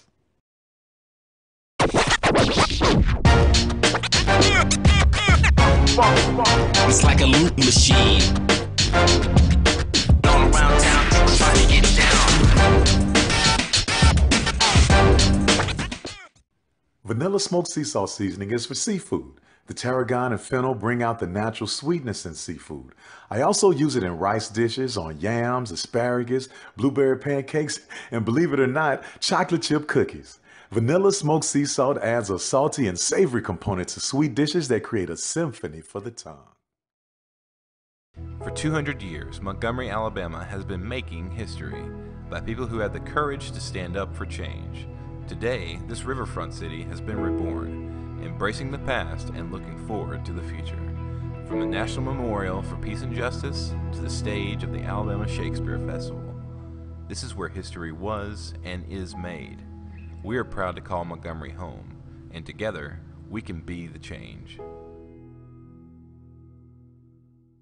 Since 2002, Empowerment Resources, Inc., a nonprofit organization, has empowered more than 1,500 youth and adults in Duval and surrounding counties. Through its programs, Journey into Womanhood, Girls Mentoring, Life Skills for Teens, and Parenting Education Coaching.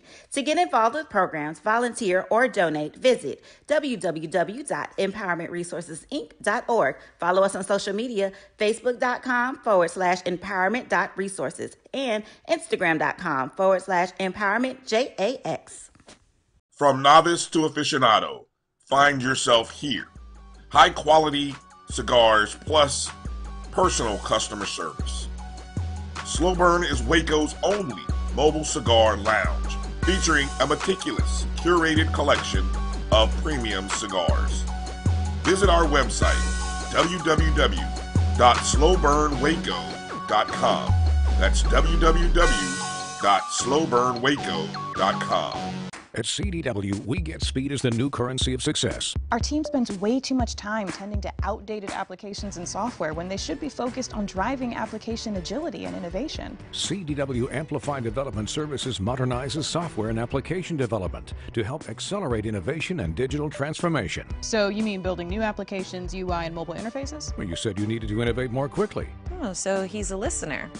To do more at scale, trust CDW Amplify Development Services. Supermarket sushi, really? No. Wait, Troy, you work here? I'm never not working. Like Head & Shoulders Scalp Shield technology, up to 100% dandruff protection, even between washes. Never not working, huh? Oh, Troy, you're such a good teacher. Yeah, I know. Never not working. Never not working. Never ever not working. Are you serious? Never not working. Dandruff protection that's never not working. Head & Shoulders Scalp Shield technology.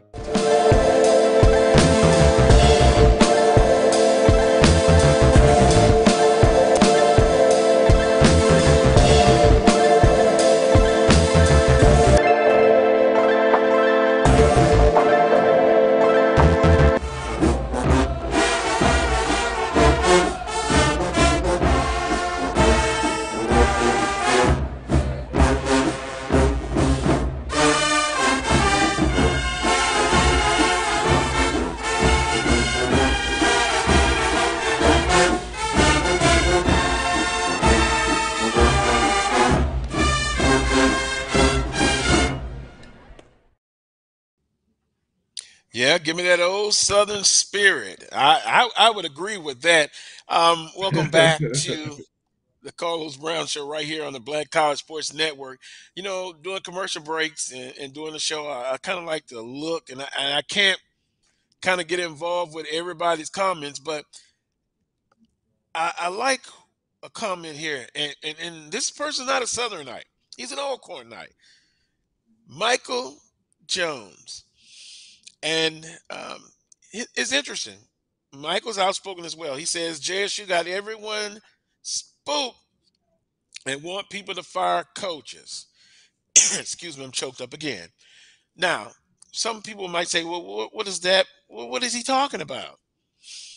But he's done well last year, off to a great start this year, albeit the spring season, you know, technically his first games.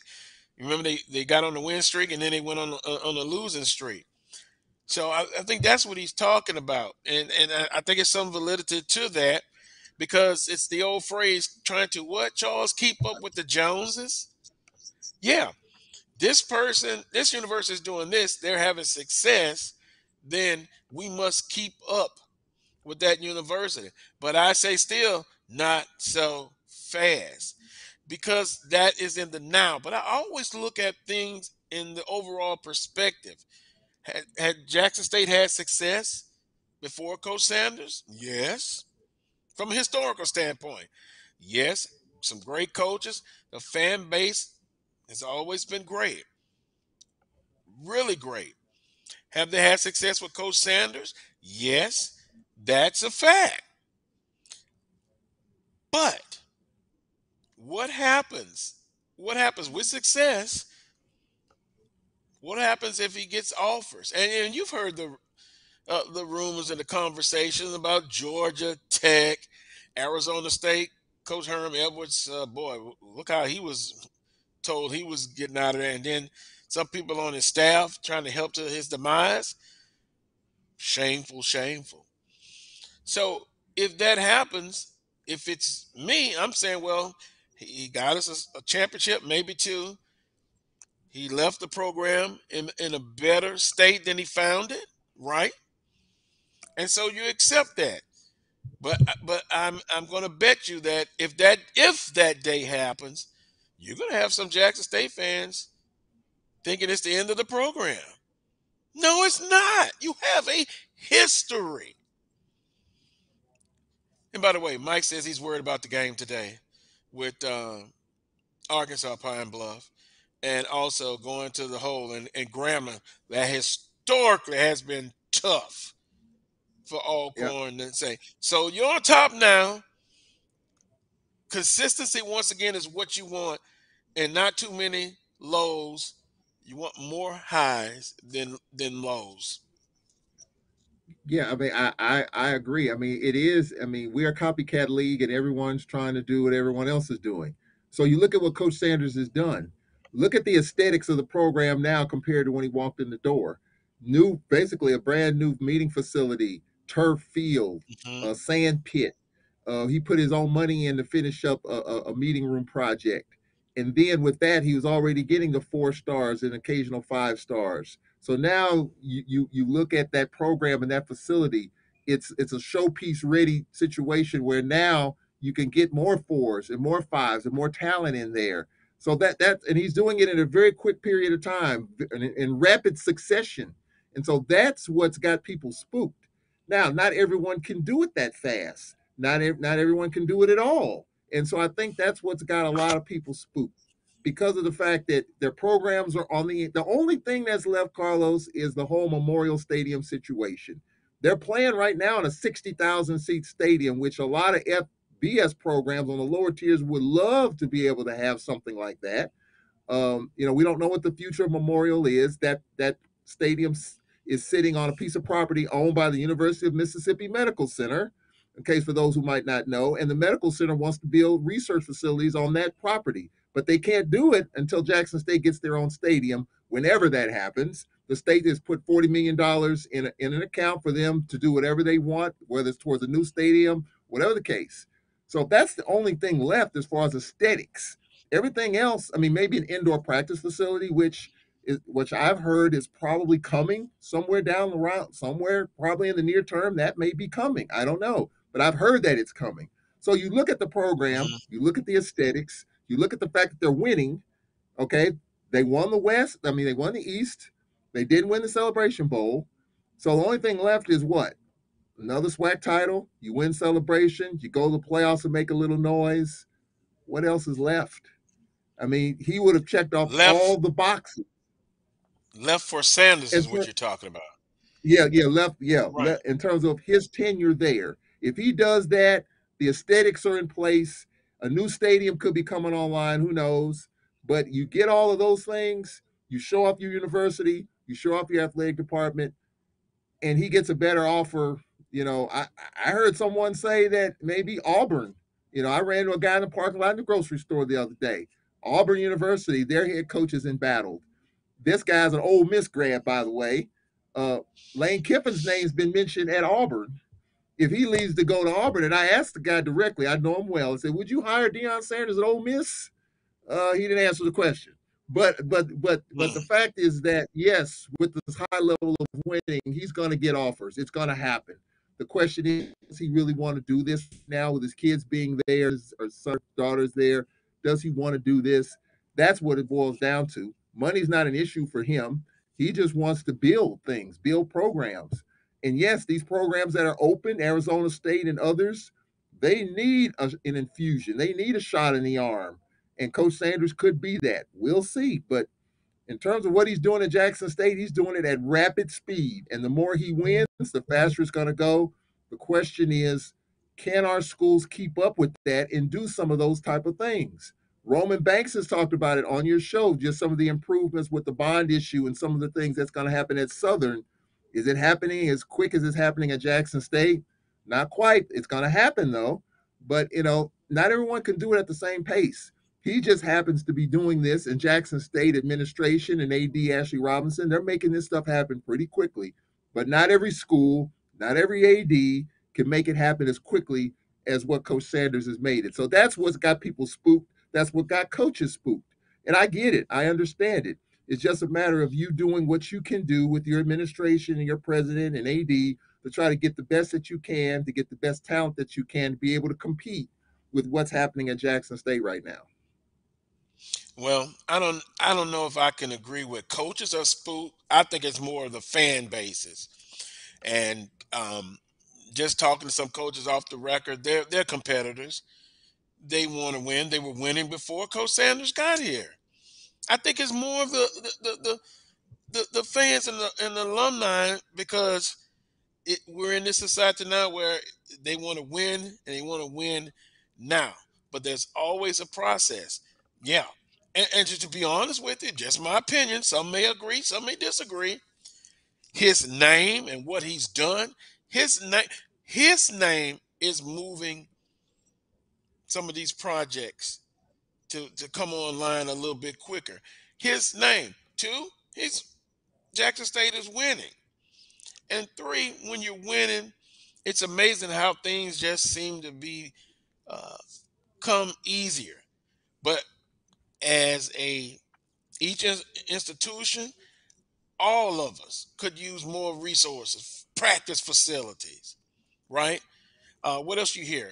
Nutritional um, personnel, nutritionists for each and every sports. But guess what?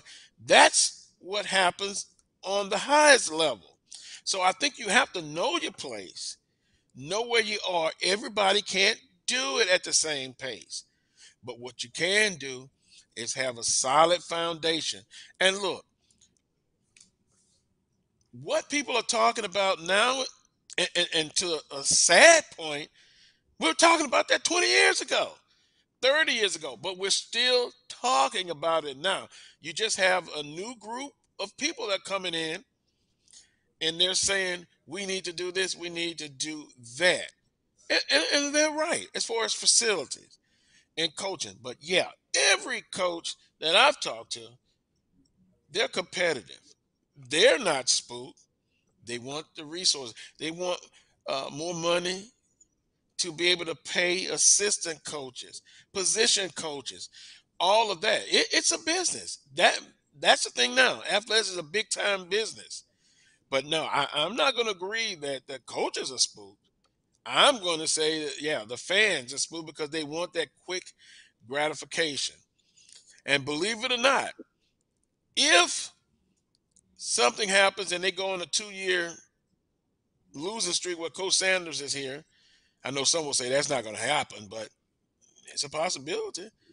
Then Good, those yeah. same fans will turn on you. So it's the nature of the beast. But go ahead. But let me ask you this question, Carlos. Okay, so if fans are spooked, what's going to happen? Fans are spooked. They're gonna send text and emails to the AD, the provost, and the president, and that stirs the Mm-hmm. pot up some. When that happens, when you get spooked, you can't get to the head coach, but you're going to get to the boss of the head coach, the ADs and the presidents and the boards. Southern has a board. Mm-hmm. So if Dooley doesn't win at the level that they feel like they should be winning, what do you think's going to happen?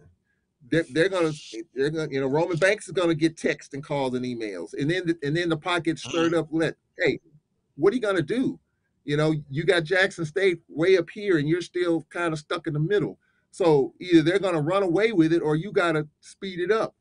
What do? You can't control what Jackson's going to do, but what do we need to do? What can we do? What has to happen? And that's what happens. Yes, you're right. The fans do generate this narrative, but what fans do is what they're gonna make calls and text and inquiries to the powers that be to try to speed up something, to get something going right here and right now. And it doesn't happen right here and right now, but that's kind of what fans want to see immediate change. They're like, well, if Coach Sanders, and you're right, his name is carrying a lot of weight. But Mm-hmm. what can the Jaguar Nation do? What can Roman Banks do? What can Dooley do? What can Tony Clayton do? I mean, I'm throwing it out there as a joke, Don't, but I'm yeah, just yeah. saying. Don't mention that name. He's no longer Yeah. he's no longer on the board, but I, he is I, I part agree, but of the university. I'm just saying he could probably make a phone call or two. I agree. He's not on the board anymore, but he can still do some things. But my point is, when you have this type of thing right now, people are like, well, what can we do to get there? What can my school do to help get Support. to kind of where Jackson State is where it is right now? What can we do? They got a sand pit, they got to improve meeting facility, improve facilities, and we're still where we are. What needs to be done to even make it even closer to what it is, to what they've got going right now? I think that's a key point to me. Well, I think you continue to support. You really do. And we've heard and we've had the conversation about alumni and supporters. They can do more. But now, as far as facilities, yeah, they've had some progress to come online. But I'm sure if you ask Coach Sanders, he wants more. He wants more done.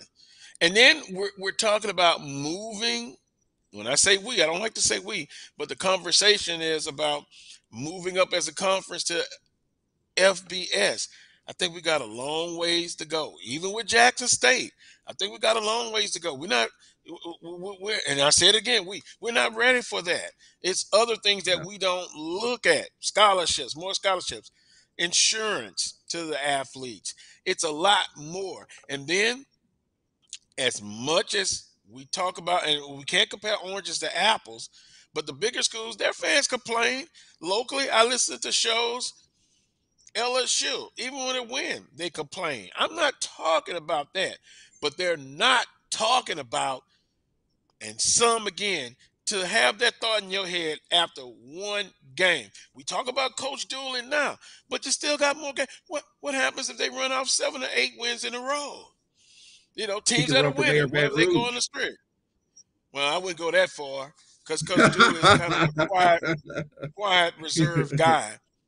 But I think as a conference, we need to, and I know Dr. McCullough and them, I've heard they have a plan to address that when the time comes. But let's just try to be the best that we are now. Do we need work to be done? Yes. I the record against FCS opponents. It's not good. But hey, kudos to Alcorn State. Grambling State put a good old fashioned whipping on Northwestern State. Those are the kind of games that you have to continue to play and have success. Now, Charles, we didn't get into our picks, so we need to get into our picks. Mississippi Valley State at Jackson State. Easy. Jackson State wins it. Yeah, Jackson State wins it. All right, we're gonna move on. Grambling State of Bethune Cookman. They've kicked it off already. Bethune is tough at home, I would think. Who you liking this one? I like Bethune Cookman. I like what I saw from them last year. I think Coach Sims has got that thing pointed in the right direction. It's still a struggle for Grambling right now. Good first half, but they got to build on it. I've got Bethune Cookman winning down there. Well, I'm going to take the opposite view, as much as it pains me. Grambling State. I think last week they saw they were able to do some good things and compete for half, and then it got away from them. I think they learned a lesson, and they make adjustments, and they come in and win a close one. How about that one? Texas Southern, University of Texas San Antonio. They're playing up mentally. Are they going to still be thinking about that huge victory last week? Coaches, emotional, players, social media, very excited. I take University of Texas San Antonio, and I don't think it's going to be close. Yeah, I think until Texas Southern's hitting them out early, then it's going to be over early. And I think they're going to be riding high. They feel like they can compete for time, but I think it's just too much. I think emotionally, Texas Southern might be a little spent a little bit after that big win. Texas San Antonio. Oh, okay. That's no surprise there. Alabama A&M and Florida A&M. I think it's the game of the week in the conference. FAMU had a rough early beginning with off the field issues, on field issues. Did they recover from the Jackson State beating? And then they struggle against a very good Albany State team. That, boy, they probably could move up if everything gets right to Division I on all levels. Alabama A&M struggling, some slight improvement. They've played up a couple of times. FAMU is at home, of course. I'm going to take the home team, and I think both teams going to want to make it a track meet, but I think FAMU gets it done over Alabama A&M. Yeah, I'm not impressed with anything A&M has done right now. I mean, they played Troy tough. Maybe their defense is a little bit better, but offensively, still a work in progress. I do think FAMU's found a little something offensively. I think FAMU will win it going away. FAMU going away. Ooh, I don't know about going away, but I've got them winning it. Prairie View A&M and Alabama State. Prairie View A&M, a very physical team defensively, and held and Courtney Word to 31 points, which they came in very explosive. I'm going to take Prairie View on the road because of their defense and their physicality. I'm going to take Prairie View in this ball game. Charles? Yeah. I think this could be the game of the week. I think very well this, you got the division champs, Bama State coach Eddie Robinson Jr., that team, they won some tough games. They won the MEAC SWAC Challenge. It's going to be a good one. I'm going to go with Prairie View, though. I think they've got a little bit more experience. I think Bama State, even though they're playing well right now, trying to learn how to win these big games. I think it's a big test. I think Prairie View wins. I'm going with the Panthers in this game. I think it's going to be a really good game. It's going to be a good chess match, I think. But at the end of the day, I do have Prairie View, a slight edge, maybe by 3 or 4 points, winning this game. Now, and usually the team at home is at least worth 3 points. So I think it will be close, but I just like Prairie View's physicality, very physical, and they're defensively not bad at all. Not bad at all. Last game, HBCU go TV, 6 p.m. Arkansas Pine Bluff at Alcorn State. I hear everyone talking about they're worried about University of Arkansas Pine Bluff. But I think if you do check the boxes, Alcorn State defensively, they've been very impressive to me. Throw out the Tulane game, but they are good defensively, and I think Pine Bluff has struggled defensively. Lane, they gave up a lot of points to Lane, 42, I believe. And Yeah. Lane is a good team of building. They're building their program with their coach there. But I think Alcorn, they defense will be the tall tale of this football game, and I like them winning this against UAPB. I'm willing to say by 17 points plus winning. That's interesting. I think it's going to be a high scoring game. I think that's been the foundation all week long. Like there was 39-38 last year. I think it's going to be a similar game this year. Unless our defense can pick up where it left off against McNeese. 10 sacks last week. If they do that, I think the Braves will blow them out of the water. But I think with Skylar Perry, he's a heady, smart quarterback. I think he can find his receivers. He can beat you with his legs. He can spray the ball around. And one thing, Carlos, you talk about special teams. UAPB on special teams has two of the best. They're number one in punt and kickoff return yards. That's going to be huge in terms of field position. They're averaging over 40 yards per kickoff return. They're averaging almost 30 yards per punt return. And if they have a short field with Skylar Perry and a veteran quarterback, our defense is really going to have to come with it. But we're going to be minus KJ Kinsler on the back end for the first half. He had a targeting call. He'll miss the first half today. You also have Clark Cheraloose, who will be out for this game. Our defensive coordinator texted me last night. He's out for this game. Got another guy on the back end that was good last week until he got hurt. He's out. So we're shorthanded a little bit on the defensive side. So that's something we'll have to keep in mind as we roll along in this game. But we're at home. It's the first division game. And I do think we'll be ready. A lot of kids in the stands. It'll be a good crowd for a 6 o'clock game. The Braves need this game. They really do, because I think Fred McNair has probably made it clear to his team what happened down in Arlington. Hey, don't let a game like this trip you up at home, because the Braves will be in the same boat that Southern is in right now. Not saying it's the end of the world, but it's going to be tough if you lose a division game, especially at home with what we got coming up. So I think the Braves will be ready. I think last week's game is a huge momentum, builder for Alcorn, good with confidence. I think Aaron Allen is getting more comfortable, in this offensive scheme. Got to run the ball a little bit more. We're averaging 4.7 yards a carry. Got to continue to do those things. Offensive line has to continue to do well and block.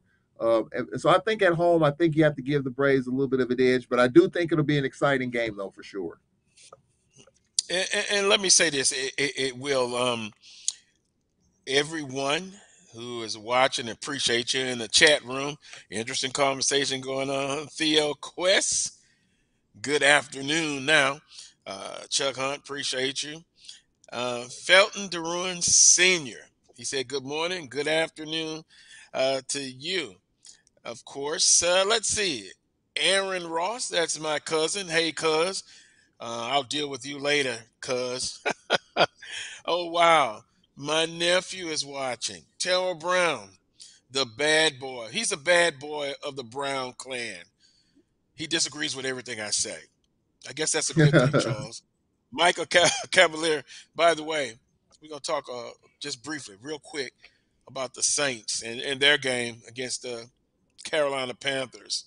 For personal reasons, I want the Saints to whoop up on Carolina.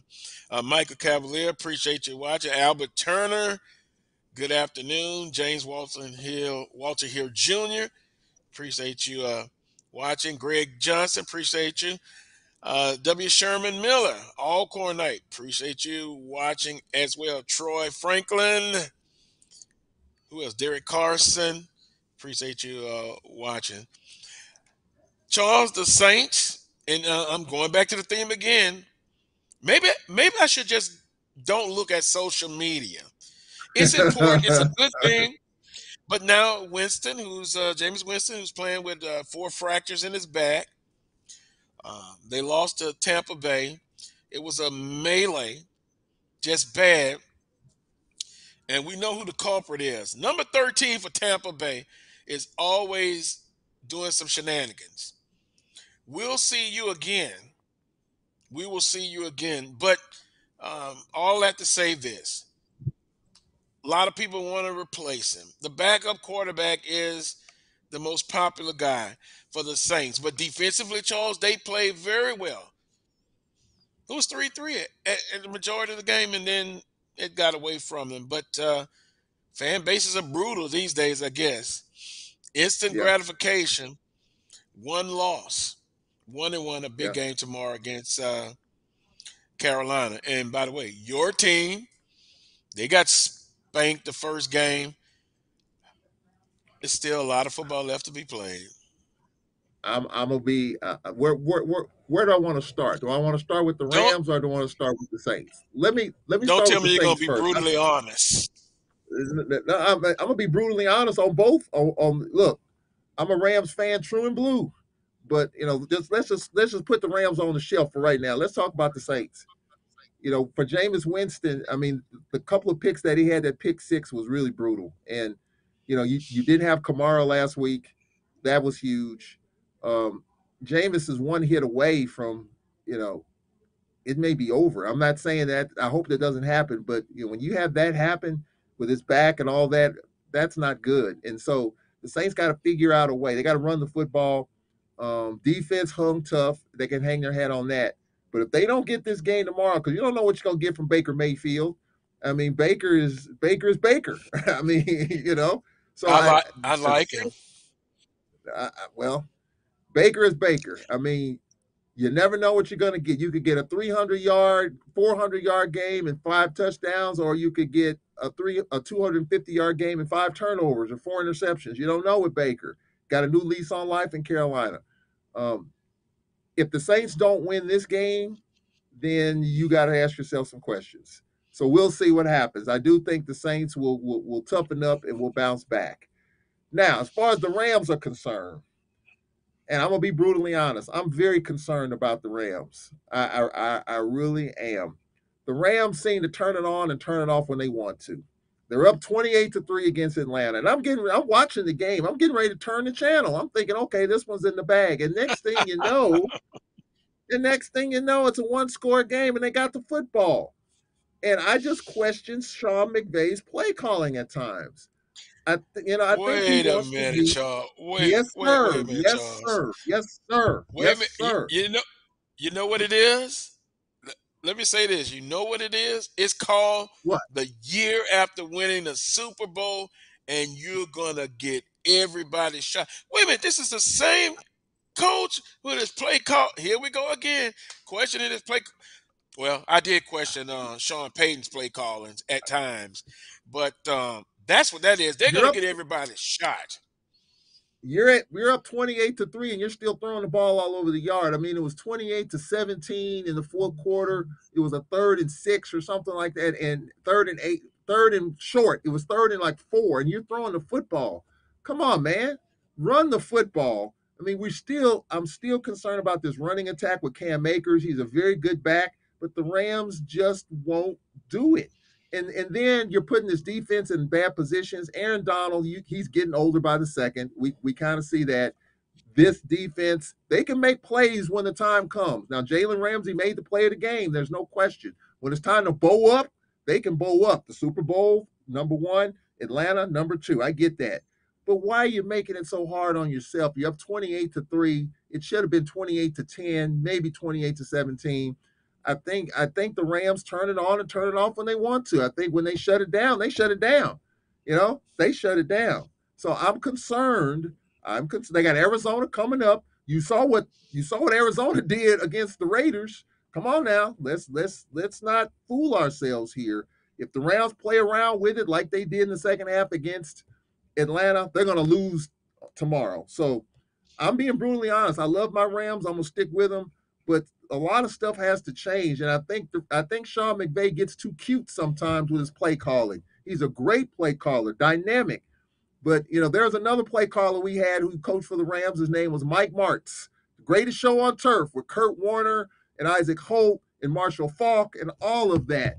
And sometimes Mike Martz got too doggone cute, trying to show off that he can score 50 points a game. You don't need that. You're not going to do that every week. Run the doggone football. Take time off the clock. That's what the Rams could have done. That's what they should have done. They didn't do that. They allowed Atlanta to get back in the game. Marcus Mariota making plays, and he did it against the Saints. They just couldn't finish the game. Come on now. You got Kyler Murray, who the Rams haven't been able to catch yet. So come on, let's call it what it is. I love my Rams. I want to see them win, but I am very concerned. Their punter got banged up last week. That's gonna be something we might have to look at. But I am very concerned about the Rams. Super Bowl champs, that's over with. That's done. The ring is on the shelf. Yes, you're gonna get every team's best shot. That's even more reason. That's even more reason to play better football because you're gonna lose some of these games. You should have lost last week after leading 28-3. Now, do you feel better, Charles? You was able to get that off your chest. I was glad to be able to help you. By the way, I'm getting text messages. I'm not getting too excited, but Valley has scored first over Jackson State. That is the reason why you have to play every week. You can't take anybody for granted. I still say Jackson State wins this ball game going away, but with that being said, you're going to get everybody's best shot. The Rams are getting everybody's best shot. You can't read the press clippings. You can't read the newspaper. Everyone's telling you how great you are, and you don't win games by people telling you how great you are. You got to go out and get it done. Week in. Well, I don't want to look 3 or 4 weeks ahead. I don't want to look 3 or 4 weeks behind. In the moment, win the week. Now we got to wrap this up. Yeah, you got to wrap it up. We talked about Jackson State. Just go back to Tennessee State, low scoring game. They had to grind that one out, and you won. First half against Grambling, struggling a little bit at the start here. So I don't know if this is something to worry about. If you're Charles Bishop and a JSU fan, I don't know, but it's something just to take a look at here as we roll forward. Charles, I am so confident that Jackson State will win. I'm going to go on record right now. I'll go on a fast, a hunger strike, if Jackson State loses this ball game. I don't see it happening. Is it a wake-up call? Yes. Yeah. But Valley plays everybody tough. Yeah. But it's so early. Jaguar Nation, as we close, chill out. And when I say Jaguar Nation, once again, I'm not talking about everybody. It was embarrassing. It was a bad loss. But you got to move forward. And again, when you go on social media, constructive criticism is all right. Yeah. But when you talk silly things about replacing a coach, and it was a few of them, after one game, you're silly. You're really silly. And remember the example I gave, the Odom's disciples. And I call you because I talk to you every other day. You're still there. He's gone. Don't worry about it anymore. He had a good record.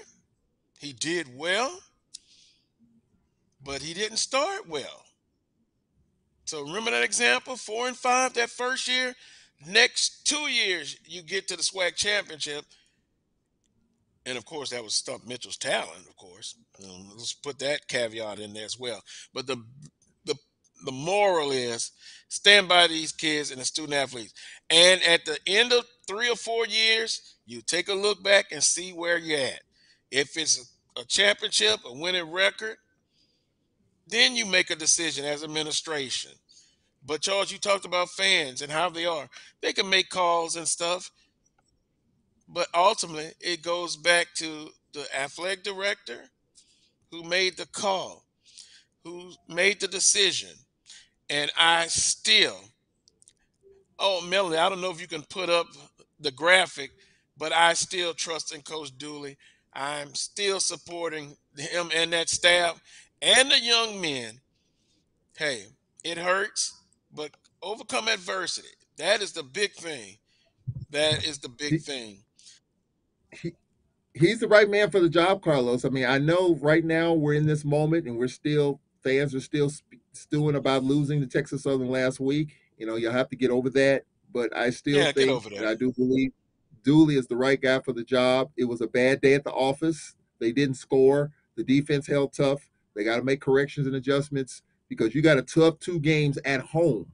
And sometimes, Carlos, those are the toughest games coming off a loss like this because now there's pressure to win at home because the assumption is you're supposed to win at home. You don't assume anything in sports because I guarantee you, whatever, regardless of what happens with Pine Bluff today here, they're going to be ready to play next week. And in 2 weeks, we're going to be ready to play. When it comes to in 3 weeks, we're going to be ready to play when we go down there because you all beat us at the Horn last year. So you can't take anything for granted. You got to play. Even so, and Carlos, you talked about it with Southern baseball, just the pressure of playing at home and winning at home. Coming off a loss like this and coming home, it's going to be a lot of thinking going on, with the players. And when you play sports and you're thinking instead of reacting, that's tough. So this is an important time. I said critical, but it's important for Southern to get back on track. We'll see. But it's definitely, you got to move past this, a tough game for Dooley, and you've got to get past this, and I think they will. 1 week at a time. 1 week at a time. On that note, want to thank Charles Edmond, the guest here. We only had one, but we appreciate him. Also, Melody, producer. We appreciate her as well, and everybody who watched on today's Carlos Brown Show. Make sure you tune in every Saturday, most of the time, at 11 a.m. to 1 p.m. Central Standard Time, right here on the Black College Sports Network. Subscribe, share, like Black College Sports Network, Carlos Brown Show on all social media platforms. Until next Saturday at 11 a.m., as always, peace and God bless.